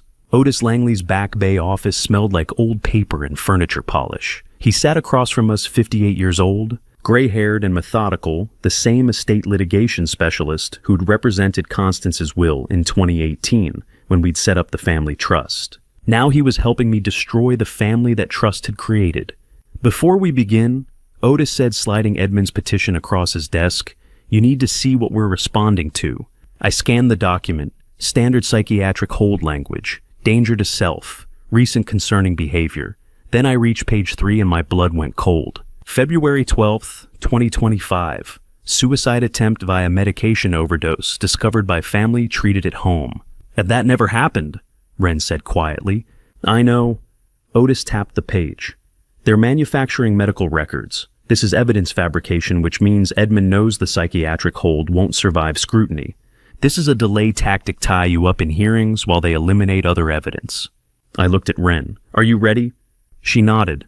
The notary public was a middle-aged woman with efficient hands and no curiosity, court-certified, procedurally precise, asking no questions beyond the legal requirements. She positioned herself beside the desk stamp, ready. Otis opened the affidavit. "Wren, do you swear under penalty of perjury that this testimony is true and complete to the best of your knowledge?" I swear." "Please state what you witnessed on October 18th, 2024. Wren's voice was steady. "At 7:30 p.m., Saskia made tea in the blue camping kettle. She said it was for Grandma's altitude sickness. Grandma said she felt fine, but Saskia insisted she drink it all." The notary wrote steadily, recording every word. "At 9:45 p.m., Grandma stumbled to her tent. Her breathing was labored. At 11:20 p.m., I heard Saskia whisper to Thane outside my tent. She said, 'She's fighting it. Double dose didn't work.' I was 15 feet away. I pretended to be asleep because I was scared." Otis made notes. "And the next morning, 6:30 a.m., I found Grandma in her sleeping bag. She was cold. Saskia was already calling 911, acting panicked like she'd just discovered it." The notary prepared the signature page. Otis reviewed the text, made a final notation, then slid the document to Wren. "Sign here." Watching Wren sign that affidavit, I realized surgeons and grandfathers share the same curse. We both cut into the ones we love to save them. And neither role teaches you how to live with that afterward. She finished. The notary applied her seal with that metallic thunk. Official. Binding. Irrevocable. Wren looked at me. "Grandpa, after today, I'm not a child anymore, am I?" I could only nod. She'd crossed into adulthood the night she witnessed murder. The affidavit just made it legal. The next morning, I returned to the Beacon Hill mansion at 9 a.m. Thane answered the door looking surprised. "Dad, I didn't expect... We need to talk." I kept my voice slow, defeated. "About Wren." Saskia appeared in the hallway. Behind her, Gail Stafford, our estate manager, 52 years old, who'd worked for the household since 2016, was arranging flowers in the foyer, unknowingly loyal to the conspiracy. "Come in," Saskia said. We sat in the living room. I made my hands tremble slightly, spoke slower than normal, slouched in the chair like a man carrying unbearable weight. "I can't do this anymore," I said. "Fighting you, fighting Edmund's petition. I'm exhausted." Saskia leaned forward, careful sympathy on her face. "Lester, we only want what's best for Wren. The facility in Wellesley is excellent. I'll agree to it." I let my voice crack. "But I have one request." "What?" "I want to sign the papers at St. Paul's Cathedral, where Constance prayed every Sunday for 40 years, to feel her presence, witness it." Saskia glanced at Thane, surprised. "That's reasonable." "April 1st, I said. 2 p.m., bring the facility's attorney. I want everything witnessed properly, and I want to pray there one last time before I sign Wren into your care." Thane nodded slowly. "St. Paul's, April 1st. We can arrange that. St. Paul's Cathedral has 7 exits, 3 main, 4 service. In chess, that's called Zugzwang. Every door the villains might use for escape becomes the door the FBI uses to close in." "Thank you," I whispered, standing slowly like movement hurt. "I just need a few days to say goodbye to her properly." Saskia walked me to the door, her hand gentle on my shoulder. "See, Lester, just be patient. This is for the best." She smiled, warm, victorious, believing I'd finally surrendered. I drove 3 blocks before pulling over to check my phone. Judge Prescott's text was waiting. FBI SAC Delgado confirmed. April 1st operation greenlit. But Edmund Reyes knows we're coordinating. He just retained the most dangerous criminal defense attorney in New England. Below the text was a photo of a business card, Malcolm Greer, Esquire. The tagline made my chest tighten. Undefeated in 47 federal cases. I spent an hour researching Malcolm Greer, 47 federal cases, 47 wins, 3 involving FBI evidence chains he'd dismantled on procedural grounds. If Edmund had retained him, our window was closing faster than I'd calculated. But some questions couldn't wait for legal strategy. I handed the lab technician 3 Ziploc bags hair toothbrush, saliva, and paid $4,800 to learn whether the son I raised for 38 years shares my blood or my wife's murder. The Boston Genome Center occupied the 3rd floor of a Longwood medical area building I'd driven past 1,000 times during my surgical career. The technician was young efficient, wearing purple nitrile gloves as she logged each sample. Rush paternity test, 48 hours, she said, scanning the labels. Results by March 30th, 5 p.m. Total is $4,800. Are you certain you want to proceed? I've performed 8,000 surgeries, I said. I've never been less certain of anything in my life. Run it. She paused, something flickering across her face. Professional curiosity? Maybe recognition. Riddle, she said, slowly checking the intake form. We had another riddle test about 2 years ago. Similar rush request. My chest tightened. Let me check. She typed into her system. March 2023. Constance Riddle ordered a paternity comparison, paid for 48-hour processing. The room tilted slightly. What were the results? It came back anomalous, inconclusive markers. We flagged it for follow-up testing, but she scrolled down. She never retrieved the results. The file's still in our archive system. Constance had known. 2 years ago she'd suspected and tested, found something wrong, and never told me. Run mine, I said. I'll retrieve these results. 38 years of bedtime stories, graduation photos, Christmas mornings. Today I find out if any of it was real. I left the lab at 3:30 p.m. and drove to the Half-Door Cafe where Garrett Thornton was waiting with another manila folder. You look worse than yesterday, he said. I just paid $5,000 to learn whether my entire life was a lie. I sat down heavily. What do you have? He slid the folder across. Corbin's pharmacy records. 20 vials of digoxin withdrawn in the last 48 hours, all logged as compassionate use for 5 hospice patients. 5 patients? Only one was real, died naturally 2 weeks ago. The other 4 don't exist. Fabricated patient the Ds. I opened the folder. The withdrawal logs were there, each vial meticulously documented with fake names, fake birth dates, fake diagnoses. 19 vials missing, Garrett said quietly. That's enough digoxin to stop 30 hearts. He's not just planning to kill you, he's prepared for witnesses. How many parents have paid $5,000 to discover their entire life was a lie? Or he's been doing this for years, I said slowly. And Constance wasn't the first. Garrett nodded. I'm running the names of every hospice patient who died in Corbin's care over the last decade. If there's a pattern, there will be. I closed the folder.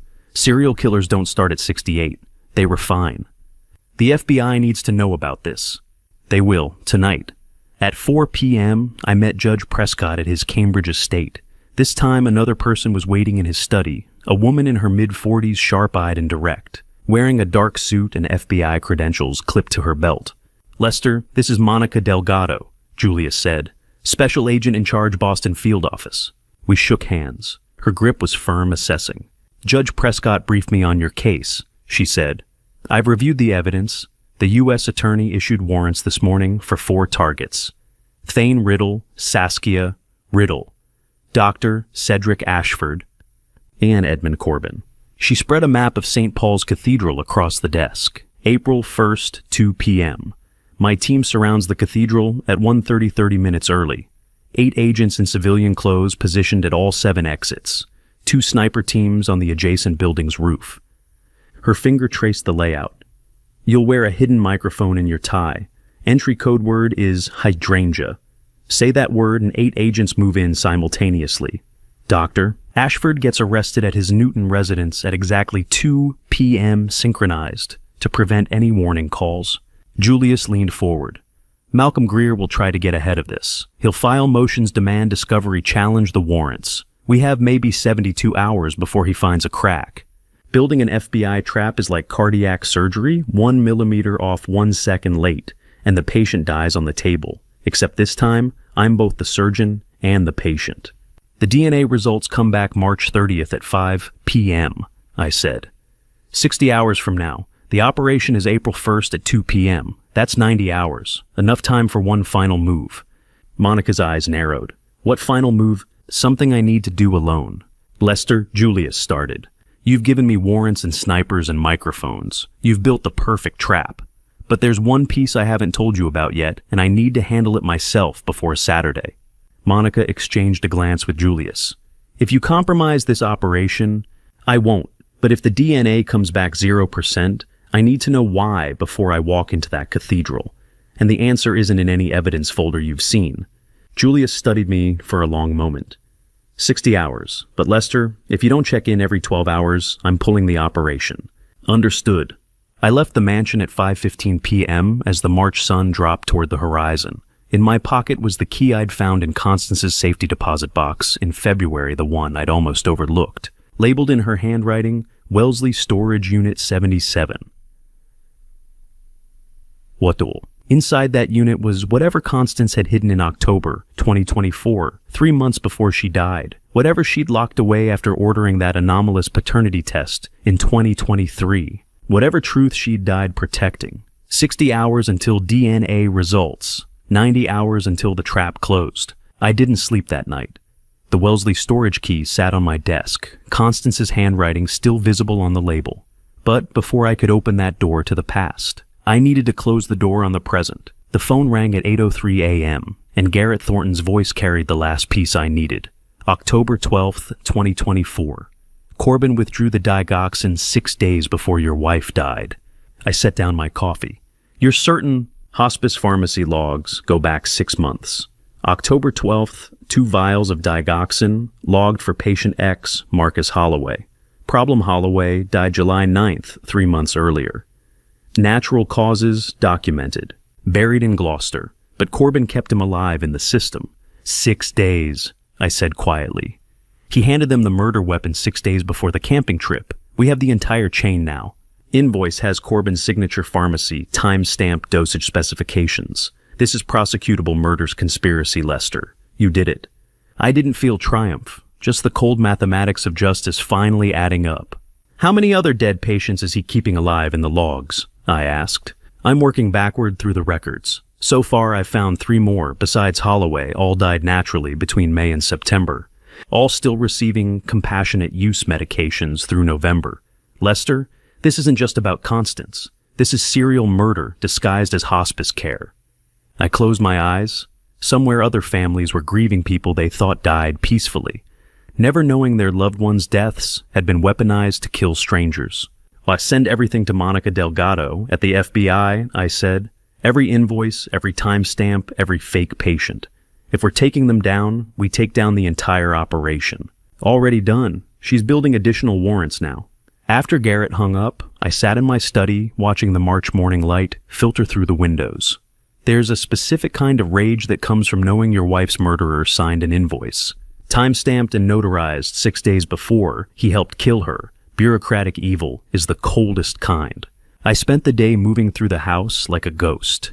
Gail made lunch chicken soup she insisted would help my strength. I ate it slowly, hands trembling just enough to be convincing. She watched me with that professional nurse assessment checking for signs of decline.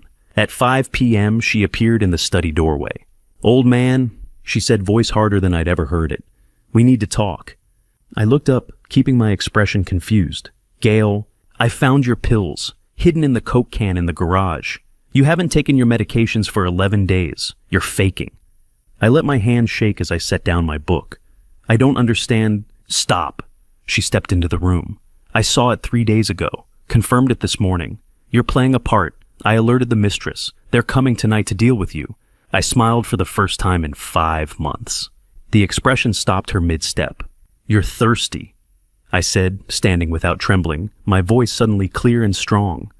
I prepared orange juice for you. Fresh squeezed this morning. It's in the kitchen. I've been making it for you every day for the last 11 days. Her face went pale. What? The pitcher in the refrigerator. The one with the blue lid. You've been drinking 12 ounces every afternoon at 4:30 p.m. Like clockwork. Very reliable, Gail. She backed toward the door. What did you do? Lorazepam. 2.5 milligrams per day dissolved in citrus to mask the slight bitterness. Not enough to make you drowsy, just enough to keep you compliant, slightly confused, easier to manage. I removed my reading glasses, straightened my posture. You've been operating under mild sedation for 11 days, reporting to Saskia while barely remembering the conversations. Pharmacology is reverse engineering death. You learn the dose that kills, then work backward to find the dose that controls, and I just spent 11 days controlling Gail Stafford, like she was a variable in my longest surgery. Today's dose was different. I continued. Triple strength, you drank it 45 minutes ago. You should start feeling it right about Oort. When it's 5 bis. Her knees buckled. I caught her elbow, eased her into the chair. Her eyes were unfocused, pupils dilating. 30 years of cardiac surgery, I said quietly. I know exactly how much lorazepam it takes to erase 6 hours of memory without killing you. You'll wake up in a hotel room tomorrow morning, safe. Confused and completely useless to them. You won't remember this conversation. You won't remember the last 3 days. And when the FBI questions you, you'll have nothing to offer except a vague sense that something felt wrong. Her head lolled to the side, unconscious. I pulled out my burner phone and texted Garrett. Package ready for pickup. Service entrance. He arrived in 12 minutes, former Boston PD homicide detective, now private investigator, moving through the mansion like he'd done this 100 times before. We carried Gail to his car, arranged her in the back seat like she'd fallen asleep during a long drive. A hotel on Route 9, Garrett said. She'll wake up around midnight. By then, it'll be too late for her to warn anyone. They already know I'm faking. She told Saskia I stopped taking pills. They're coming tonight. Then you shouldn't be here when they arrive. I won't be. I have somewhere else to be. Garrett studied me. The DNA results. They called 2 hours ago, ready for pickup. But they want in-person consultation, something about anomalous findings matching Constance's 2023 test. He gripped my shoulder. Whatever those results say, you're still the man who saved Ren and built this case. Remember that. After he left, I checked my phone. The message from Boston Genome Center was waiting. Paternity results ready for pickup. Urgent results require in-person consultation due to anomalous findings matching 2023 test. Please arrive by 7 p.m. 38 years of fatherhood, and in 2 hours I'd learn if any of it was real. I didn't go to the lab that night. Instead, I went home and waited for morning, knowing the answer would arrive whether I was ready or not. The email arrived 24 hours early. Probability of paternity is 0.0001%. Conclusion. Subject is not biological father. I stood in my study at 6:30 a.m., staring at the screen. The report continued in clinical language genetic markers, analyzed 3 independent tests, run for verification, conclusive results. But those details blurred. Only one number mattered, 0. Thane was not my son. I opened the study window, letting cold March air flood the room. Below Constance's hydrangea garden showed bare winter branches with the first green buds of spring. She'd planted them the year Thane turned 10, saying every child needed to see things grow. I sobbed. For the first time in 6 months, I cried out loud, not from anger at Thane, but from the unbearable weight of what the number meant. Constance had given birth to my son on March 15, 1988. I'd held him for 17 minutes in the delivery room before the nurses took him to the NICU for routine observation. He'd had my eyes. Constance swore he had my nose. And somewhere between that moment and the morning we took him home, he disappeared. I picked up Constance's photograph from my desk. We had a son, I whispered. You gave me a son, and I never knew him. Where is he, Constance? Where did our boy go? The photo offered no answers. 38 years I loved the wrong child, and somewhere our real child grew up without us, or didn't grow up at all. There's a specific kind of grief that has no grave to visit, no childhood photos to hold, no memories to replay, just the statistical certainty that somewhere a son existed, and you missed every single day of his life. I called MGH Medical Archives at 9 a.m. Harold Fletcher, the hospital archivist I'd worked with during malpractice reviews in the 90s, answered on the third ring. Dr. Riddle, it's been years. At Harold, I need birth records from March 1988, my son's delivery, NICU staff logs. That's 37 years back. Most paper records from that era are in B2 storage. Are you looking for something specific? Everyone who had access to the NICU the night my son was born. Silence. Then, I'll pull the files. Can you come in around 11? The MGH archives occupied a basement level that smelled like old paper and industrial disinfectant. Harold met me at the security door, 63 years old now, still wearing the same style of wire-rimmed glasses he'd had in 1995. He led me through rows of filing cabinets to a corner table where 3 folders waited. March 15th, 1988. He said, opening the first file, "Your son's birth record, 2:47 a.m., full-term delivery, APGAR, scores 8 and 9. Routine NICU admission for observation." I scanned the paperwork, my signature on the consent forms, Constance's signature on the birth certificate, everything normal. ANICU night log. Harold continued sliding over the second folder. Shows 3 staff on duty the night he pointed to my name, covering an extra shift in pediatric surgery. Dr. Jennifer Anderson, attending physician, and Edmund Reyes, junior resident, age 31. The name hit me like a physical blow. Edmund Reyes, I said slowly. Are you certain? Yes, he was a second-year resident, left MGH in 1990, went into private practice. I opened the log, hands shaking. The duty roster showed clear time blocks. 2 a.m. to 6 a.m.e. Reyes solo, NICU coverage, 6 a.m. to 2 p.m.j. Anderson attending shift. 4 hours, I said. Edmund Reyes had unsupervised access to the NICU for 4 hours. It's standard protocol for that era, Harold said. Solo resident coverage during night shifts. I flipped to the transfer log. There, at 6:15 a.m. on March 15th, 1988. A baby boy Riddle transferred to General Ward for family pickup. Signed E. Reyes, M.D. How does a man process discovering the villain who orchestrated his wife's murder is the same man who stole his son 37 years ago? He swapped my son in those 4 hours, I said quietly. Took my biological child and replaced him with someone else's baby. 37 years later, his daughter killed my wife. We've been murdering each other's families in slow motion since 1988. Harold's face went pale. Dr. Riddle, Do you have Edmund Reyes's personnel file from that period? He hesitated, then pulled the third folder. His employment record. Standard resident evaluations, mostly adequate performance ratings. Nothing remarkable until... He stopped. Until what? March 16th, 1988. 1 day after your son's birth. He turned the file toward me. A disciplinary notice stamped in red. Personnel action, Edmund Reyes. MD, suspended 2 weeks without pay for unauthorized access to patient files and suspected NICU protocol violations. Investigation pending. Filed by, signature illegible. Someone knew, I said. Someone saw what he did and tried to stop him. The signature isn't clear, but there's a witness statement attached. Harold pulled out a single-typed page yellowed with age. It's brief. Says Reyes was observed accessing restricted records and behaving suspiciously around the infant ward during his night shift. Who filed it? Harold squinted at the signature line. The handwriting is terrible, but I think... He pulled out a magnifying glass. It looks like Anderson, Dr. Jennifer Anderson, the attending physician who took over his shift at 6 a.m. She witnessed the swap, I said, or suspected it. Where is she now? According to the file, she left MGH in 1989. No forwarding information listed. I photographed every page, the birth record, the duty log, the transfer signature, the disciplinary notice, the witness statement. Harold, I need you to find Dr. Jennifer Anderson. Last known address, forwarding contacts, anything. He nodded slowly. What are you going to do? It's find my son and make Edmund Reyes answer for every lie he's told since 1988.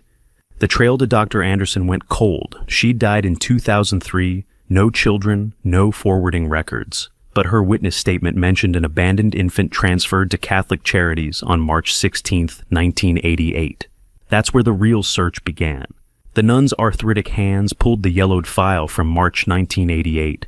Baby boy abandoned at our door. No name, no documents, died 30 days later at St. Mary's Hospital from failure to thrive. Sister Agnes was 78 years old, wearing wire-rimmed glasses that magnified pale blue eyes. She'd maintained the Catholic Charities orphanage records for 45 years, and she still remembered the unnamed babies from 1988.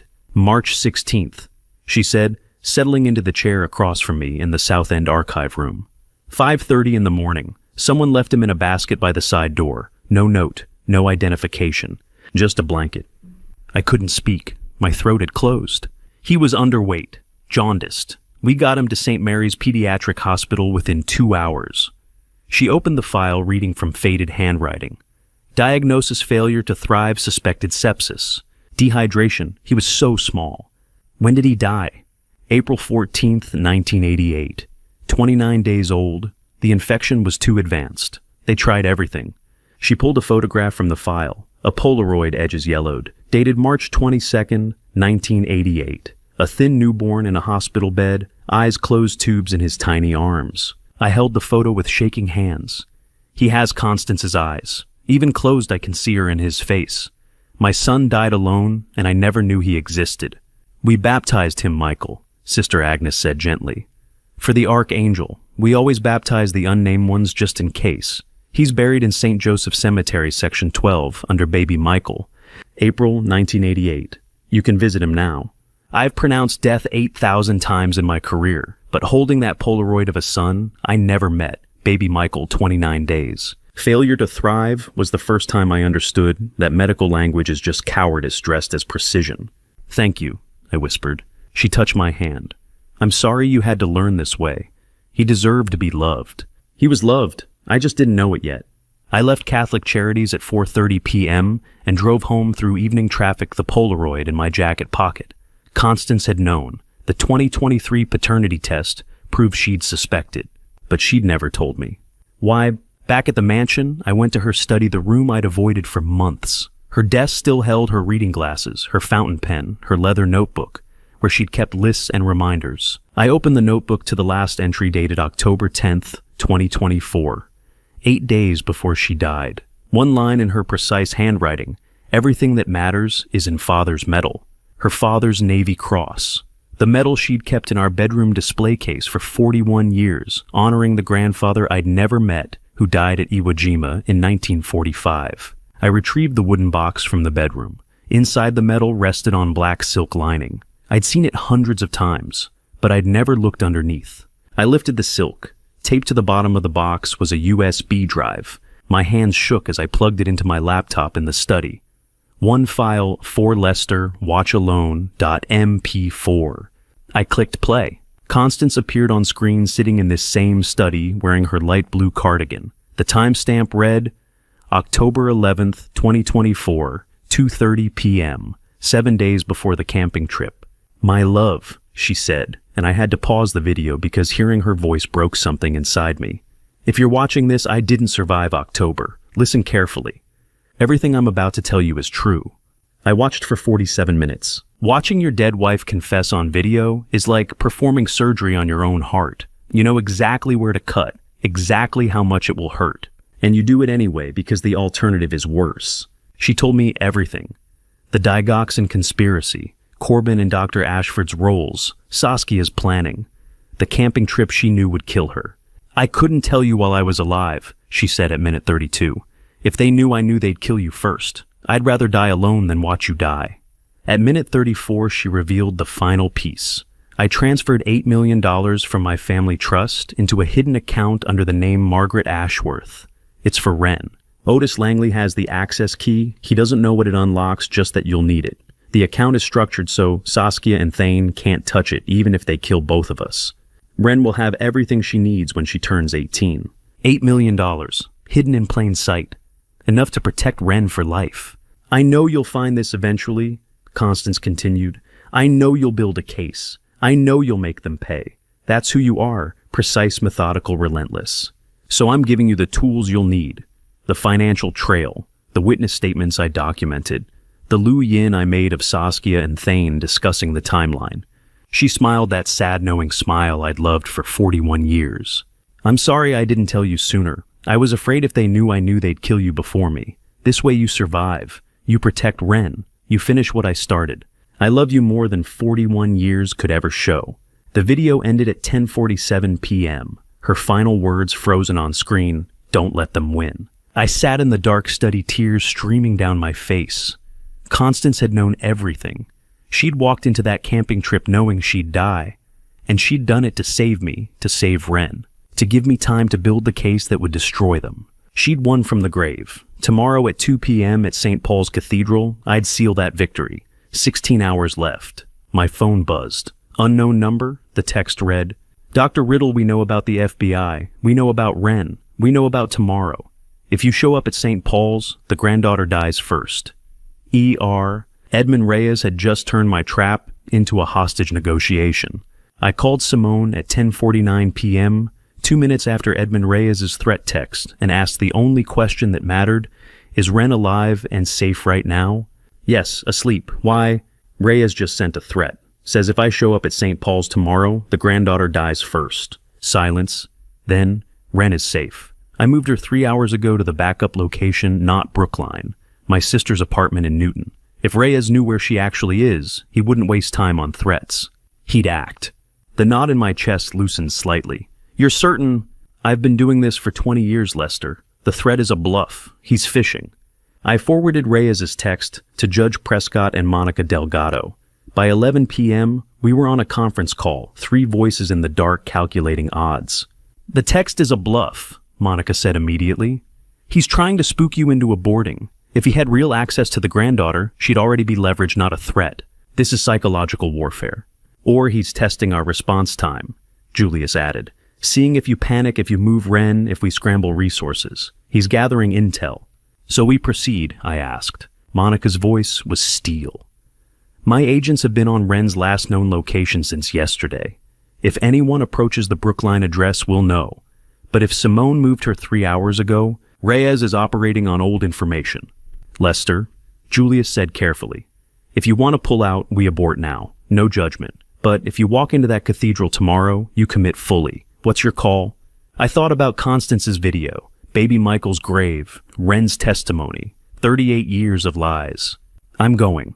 It's then we proceed, Monica confirmed. Operation parameters unchanged. 2 p.m. St. Paul's Cathedral. 8 agents, 2 sniper teams, simultaneous arrests. The microphone goes live when you say hydrangea. After the call ended, I sat in the study staring at Reyes' text. Threats are like surgical complications. If you panic, you lose the patient. But if you trust your preparation, the crisis becomes just another variable to control. At 11:30 p.m., I drove to Newton. Simone's sister lived in a modest apartment complex with security gates and no clear sight lines from the street, the kind of anonymous middle-class housing where nobody notices their neighbors. Simone met me at the door. She's asleep. Are you sure you want to wake her? En mas, visas mi moritant irch. I need to see her before tomorrow. She led me to the guest bedroom. Ren lay curled under a quilt, her face peaceful in sleep, 15 years old, the only innocent person left in this entire conspiracy. I touched her shoulder gently. Ren? She woke instantly, eyes wide with fear, until she recognized me. Then she threw her arms around my neck. Grandpa, will you come back? Please tell me you'll come back. Promising a 15-year-old girl she'll live to 30 feels like performing surgery without anesthesia. You know, it's necessary. You know, it will hurt. And you do it anyway because the alternative is death. I will come back, I said, holding her tight. And tomorrow, you'll come home to Beacon Hill to stay. You'll tend Grandma's hydrangea garden and become the heart surgeon she dreamed you'd be. She left you enough for Harvard Medical and independence until you're 30. Ren pulled back, tears streaming. She knew everything. She planned everything. Even dying, she did it to protect you, to protect me, to give us time to win.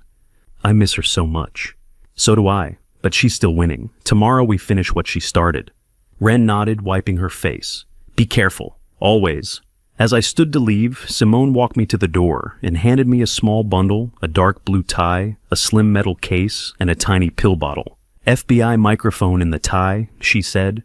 Transmits everything within 20 feet. They'll hear every word. The scalpel is in your jacket lining, surgical grade, in case things go wrong. And the nitroglycerin is sublingual under your tongue if your heart acts up. You're 65 years old walking into a confrontation. Don't be a hero. I took the items. Thank you, Simone, for everything. You don't come back, I'm raising that girl myself. She deserves better than this family. She'll have better, I promise.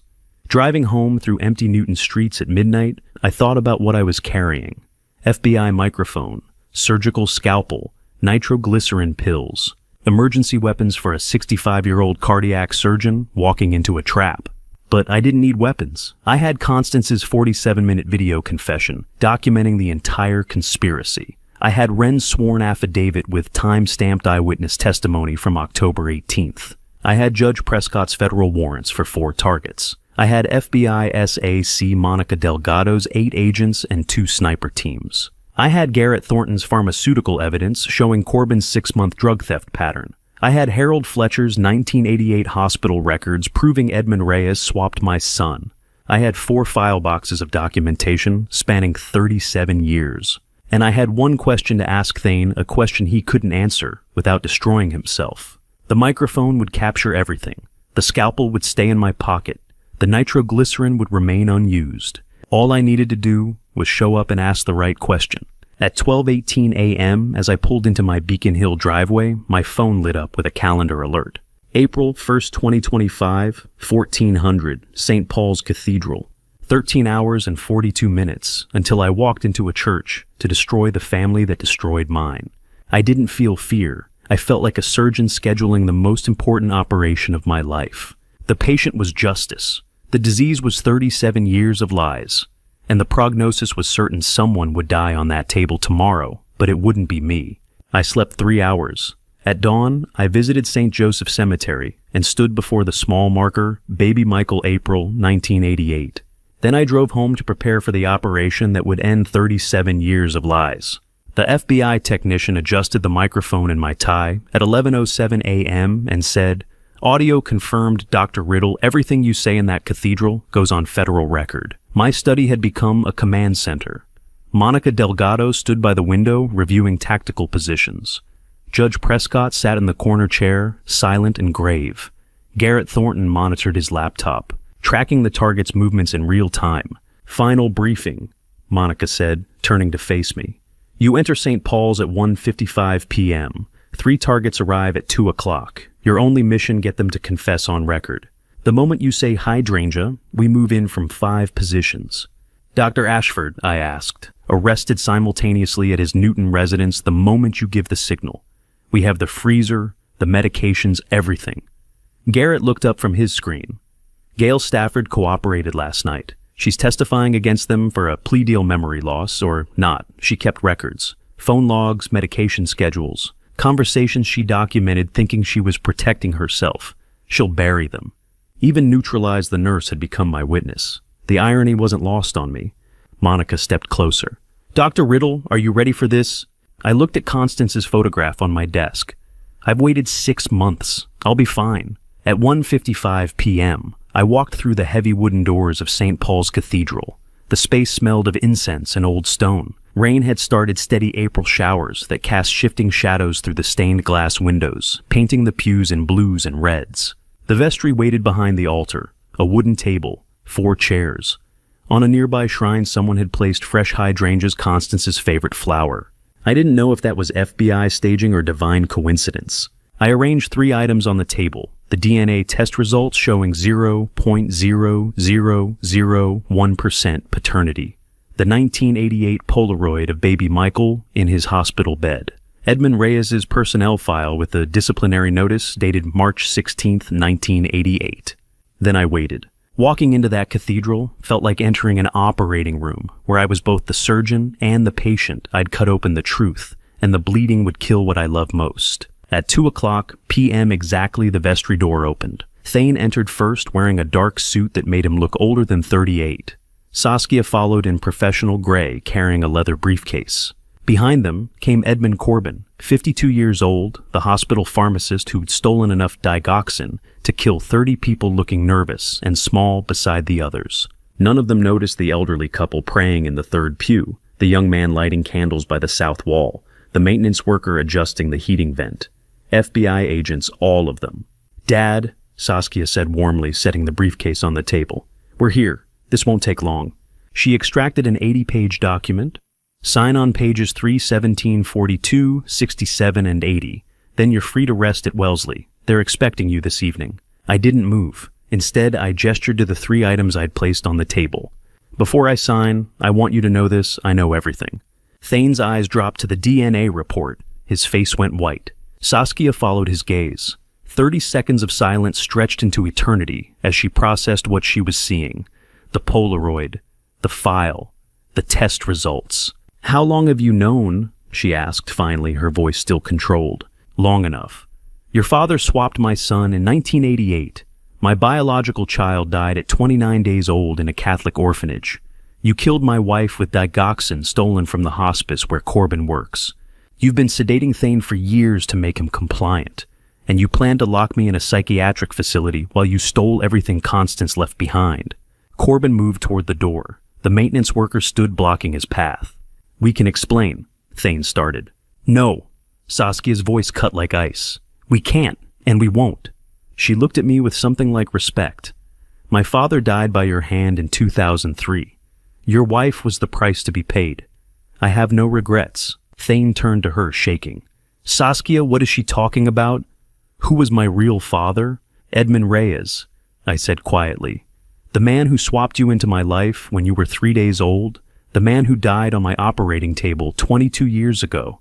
There's a specific sound handcuffs make when they close on someone you raised from infancy, a metallic click that severs 38 years in half a second." Thane collapsed into the chair, sobbing. "She told me, Constance told me before we left in October, said my real father was Reyes, the man who died during your surgery. Saskia found me after his funeral, said we were fellow victims of your negligence. I believed her. The words hit me like a blade. Constance had known. She'd told Thane the truth, and they'd killed her for it. Son, don't call me that." He wept. "You said it yourself. I'm not your son." "You are," I said softly. "Biology doesn't change 38 years, but I can't save you from this." I whispered the word into my microphone, hydrangea. The cathedral erupted. FBI agents materialized from every corner. Monica Delgado's voice rang out. "Federal agents' hands where we can see them. Bauer om de sonindiga also." Handcuffs clicked on Thane's wrists. On Saskia's, on Corbin's. I stood and looked Thane in the eye as they pulled him to his feet. Rain drummed against the stained glass, casting blue and red shadows across his bowed head. "I still love you," I said, "but I cannot save you from this." As FBI agents led the 3 conspirators towards separate vehicles, Saskia turned back and locked eyes with me through the rain-streaked cathedral doors. Her lips moved silently, forming 3 words I could read perfectly. "He killed father." For the first time in 6 months, I felt the ground shift, because I didn't know if she meant her father died during my surgery by accident, or if I'd killed Edmund Reyes deliberately and buried the memory for 22 years. I stood in the hollow silence of the empty cathedral, the rain drumming a relentless, suffocating rhythm against the stained glass windows. Saskia's silent accusation continued to swirl and echo in the chambers of my mind, searing and sharp. Did I truly kill Edmund Reyes deliberately back on that fateful day in 2003? That question felt like a surgical scalpel I had accidentally left inside a patient's chest years ago. It had remained hidden and dormant for decades, only to suddenly begin cutting from within, leaving my breath shallow and ragged. Every heartbeat felt like a cross-examination of a darkness in my past that I was too terrified to confront. At 2:32 p.m., with the FBI microphone still clipped firmly beneath my tie, Agent Delgado's cold clinical voice crackled through my earpiece. "Team 2 is breaching the Newton target now, suspect located in the basement with the medical freezer." The static of the present pulled me from the mire of those haunting memories. A stark reminder that this hunt was far from over, and the most horrific secrets were finally being dragged into the light. I pressed the earpiece closer, listening to the operation unfold in real time. FBI hands where we can see them. The sound of a door splintering, footsteps on stairs, then Monica's voice cold and precise. "Dr. Cedric Ashford, you're under arrest for conspiracy to commit murder, medical fraud, and illegal possession of controlled substances." A man's voice, 61 years old and trembling. I was organizing the inventory. "You were packing 4 Pelican cases with digoxin vials. We've been watching you for 30 minutes. Silence. Then, Monica again. "Target apprehended. Medical freezer secured. Inventory count, 27 digoxin vials, 14. Midazolam, 3 potassium chloride. XV vials. Enough to kill 50 people. Forensics team document everything. 50 people. Dr. Cedric Ashford, family physician, trusted medical professional, had been running a serial euthanasia operation for years, hiding murder under the pretense of compassionate end-of-life care. Another voice crackled through the headset. Gail Stafford, the estate nurse I'd drugged with lorazepam 11 days ago, now cooperating witness. "That's Dr. Ashford," she said, voice shaking. "He gave me the vials in September, told me it was for Mrs. Riddle's comfort care during the camping trip. Said she was in pain, needed help sleeping. I didn't know. I swear I didn't know it was murder." "Tis, you documented the handoff?" Monica asked. "Yes, I kept a log. Dates, dosages, everything. I thought I was protecting myself from malpractice claims. I didn't realize I was documenting a conspiracy. Listening to a doctor weep over federal radio while standing in a cathedral feels like performing surgery in reverse. You don't save the patient. You watch them bleed out from the truth they swallowed whole." Dr. Ashford's voice came through again, broken and sobbing. "I'm a doctor. I took an oath. How did I become this?" No one answered him. Monica's voice returned efficient and final. "Suspect in custody. Freezer evidence secured. Dr. Riddle operation complete. All 4 targets arrested. You can remove the microphone." I pulled the tie off slowly, folding it with the same precision I'd used to fold surgical gowns for 30 years. 4 arrests, 4 conspirators. 6 months of investigation compressed into 3 minutes of federal justice. Judge Prescott found me in the vestry 20 minutes later. "It's done," he said quietly. "Arraignments tomorrow morning, federal charges for all 4. The U.S. attorney is confident between Wren's testimony, Constance's video, the pharmaceutical records. And now Gail's cooperation in this case is airtight. Thank you, Julius." He gripped my shoulder. "Go home, Lester. Bring that girl home. She's waited long enough." At 7 p.m., Simone's car pulled up to the Beacon Hill mansion. I stood on the front steps as Wren climbed out, moving slowly, like someone afraid the world might shatter if she walked too fast. Then she saw the garden. Constance's hydrangeas, the ones she'd planted when Thane turned 10, the ones that bloomed blue every spring because the soil was acidic from decades of pine needles. They glowed gold in the late afternoon sunset, still bare from winter, but showing the first green buds of April. Wren ran. She threw her arms around me and cried, not the terrified sobbing from the safe house, but something deeper. Relief. Grief. Homecoming. All of it pouring out at once. I held her and said nothing. Sometimes silence is the only honest language left. Judge Prescott emerged from the house, Garrett and Simone standing respectfully behind him on the porch. "Wren," Julius said gently, "I've filed for temporary guardianship. Your grandfather is your de facto guardian until the official hearing next week. After that, formal adoption if he wishes and you agree." Wren pulled back, looking up at me. "Grandpa, will I stay here forever?" Hydrangeas change color based on soil, acidity, blue, in acid pink, in alkaline, and watching Wren stand in Constance's garden, I realize grief works the same way. It shifts depending on what ground you're standing on when you try to grow again. "For as long as you want to stay," I said. She shook her head, voice firm despite the tears. "I don't want to go anywhere. This is my home now." Simone smiled from the porch. Garrett nodded. Julius looked at me with something like pride. The girl who'd begun this story as a traumatized witness hiding in fear had just claimed Beacon Hill as her inheritance. Victim to heir, silenced child to empowered survivor. Constance would have been proud. "Then it's settled," Julius said.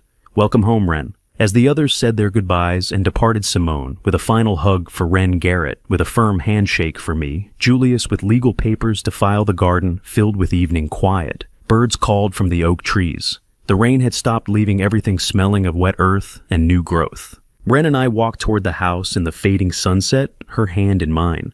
My phone buzzed. Unknown number. I almost ignored it. Then I saw the preview. "Dr. Riddle, this is Thane. They're allowing me 1 call before arraignment.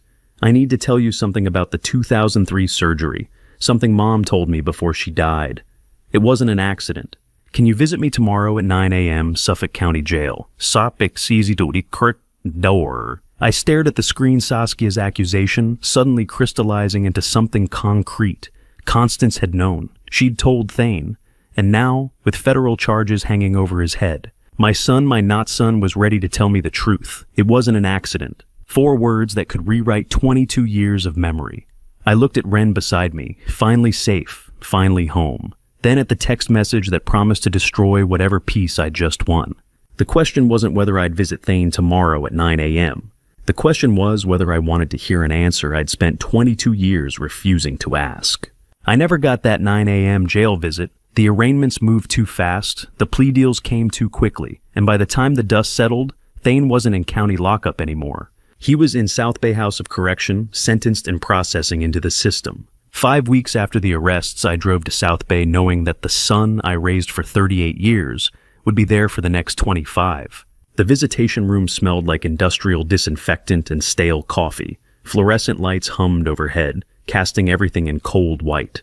I sat at a small table divided by plexiglass waiting. Thane appeared in orange scrubs escorted by a guard. He'd lost weight 8 kilograms, at least maybe more. His face was gaunt, his eyes hollow. When he sat down across from me and picked up the phone receiver, his hand shook. "You came," he said. "I came. I didn't think you would. After the sentencing, after everything." "What was the final count?" I asked. Not because I didn't know, but because I needed to hear him say it. He swallowed hard.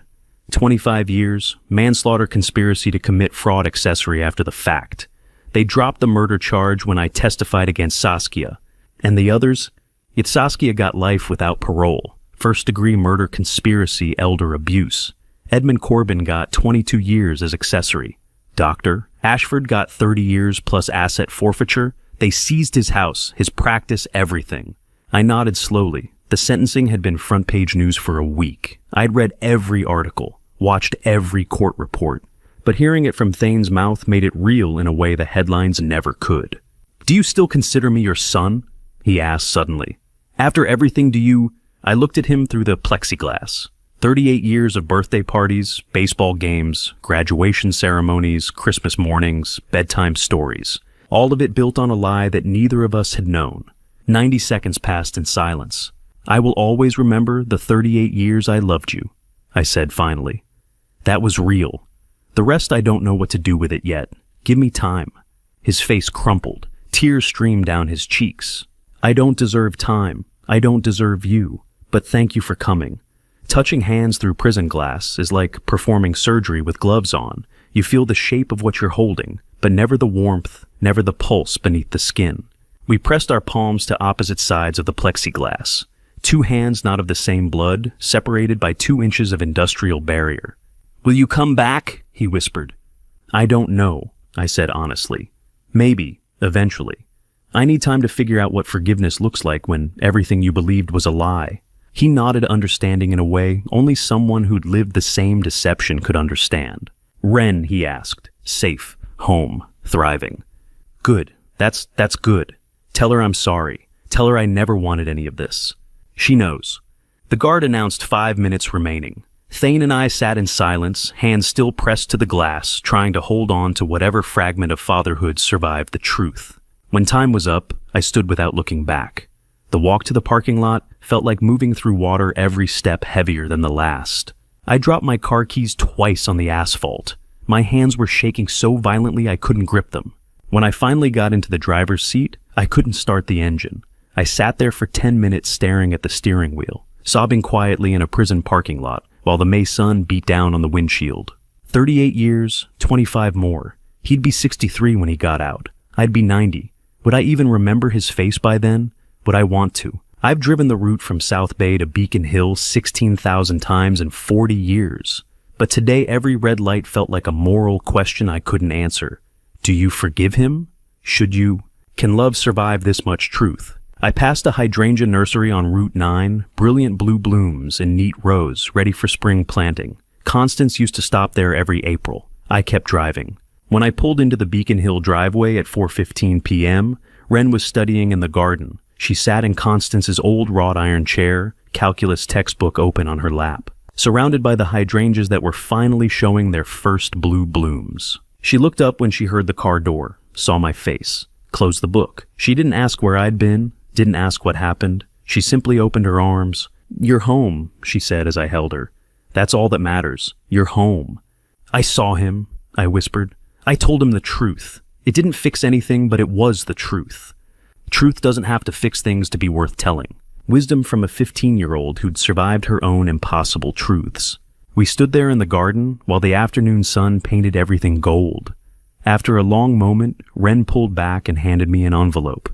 "This came today," she said, "from Harvard Medical School Office of Admissions." My hands were still trembling as I opened it. The paper felt impossibly heavy. "Dear Ms. Wren Riddle, on behalf of the Admissions Committee, I am pleased to offer you early acceptance to Harvard Medical School's Pre-Medical Sciences program beginning fall 2028. I read it 3 times before the words made sense. Constance had dreamed of this moment for 15 years. She'd set up the trust, hidden the money, died protecting Wren's future, and now, from beyond the grave, she was still winning battles I didn't even know we were fighting. "Grandma would be proud," Wren said softly. "She would be," I agreed. "She is." We walked back toward the house together, the acceptance letter in my hand, the hydrangeas blooming blue behind us. The past was broken.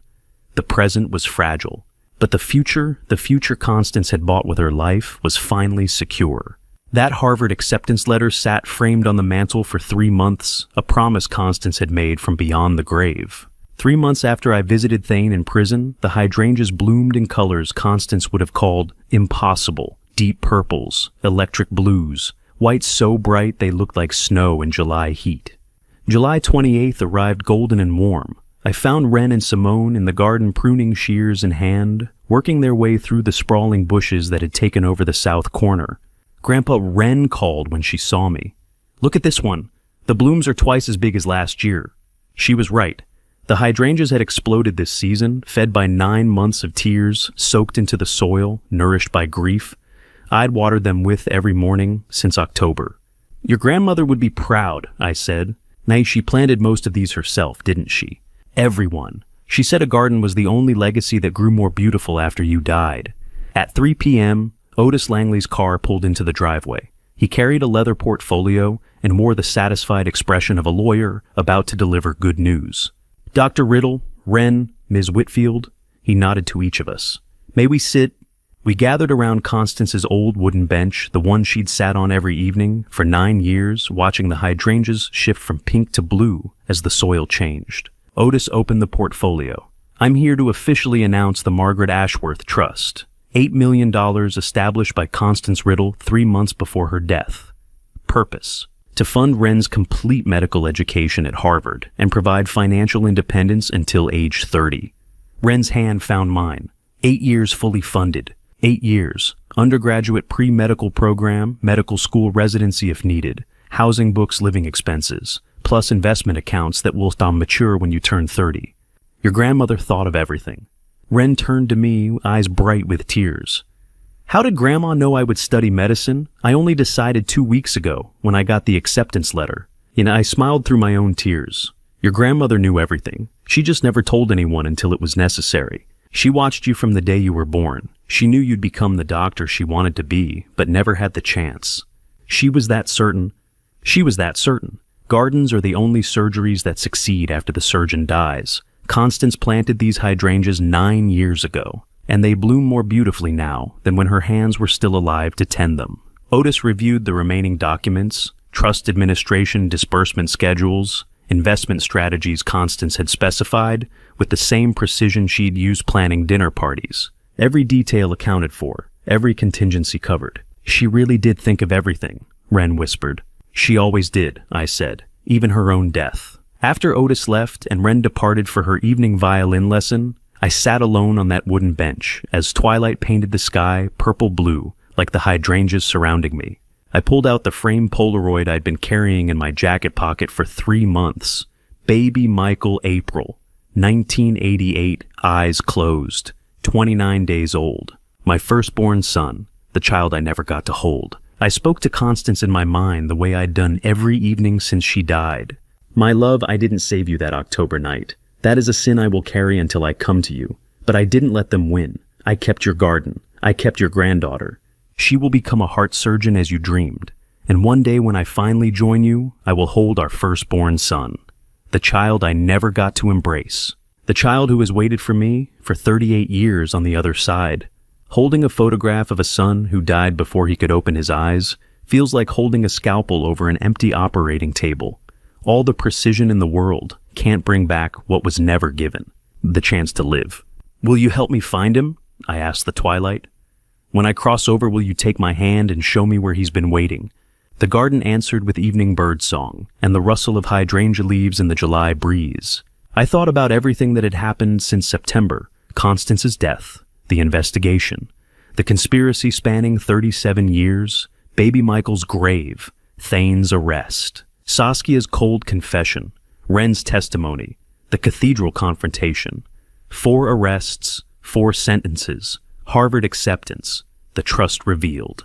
Justice had been served, but it tasted like ash mixed with honey sweet and bitter, satisfying and devastating all at once. Thane would serve 25 years. I'd be 90 when he got out if I lived that long. Saskia would die in prison. Dr. Ashford would spend his final decades behind bars.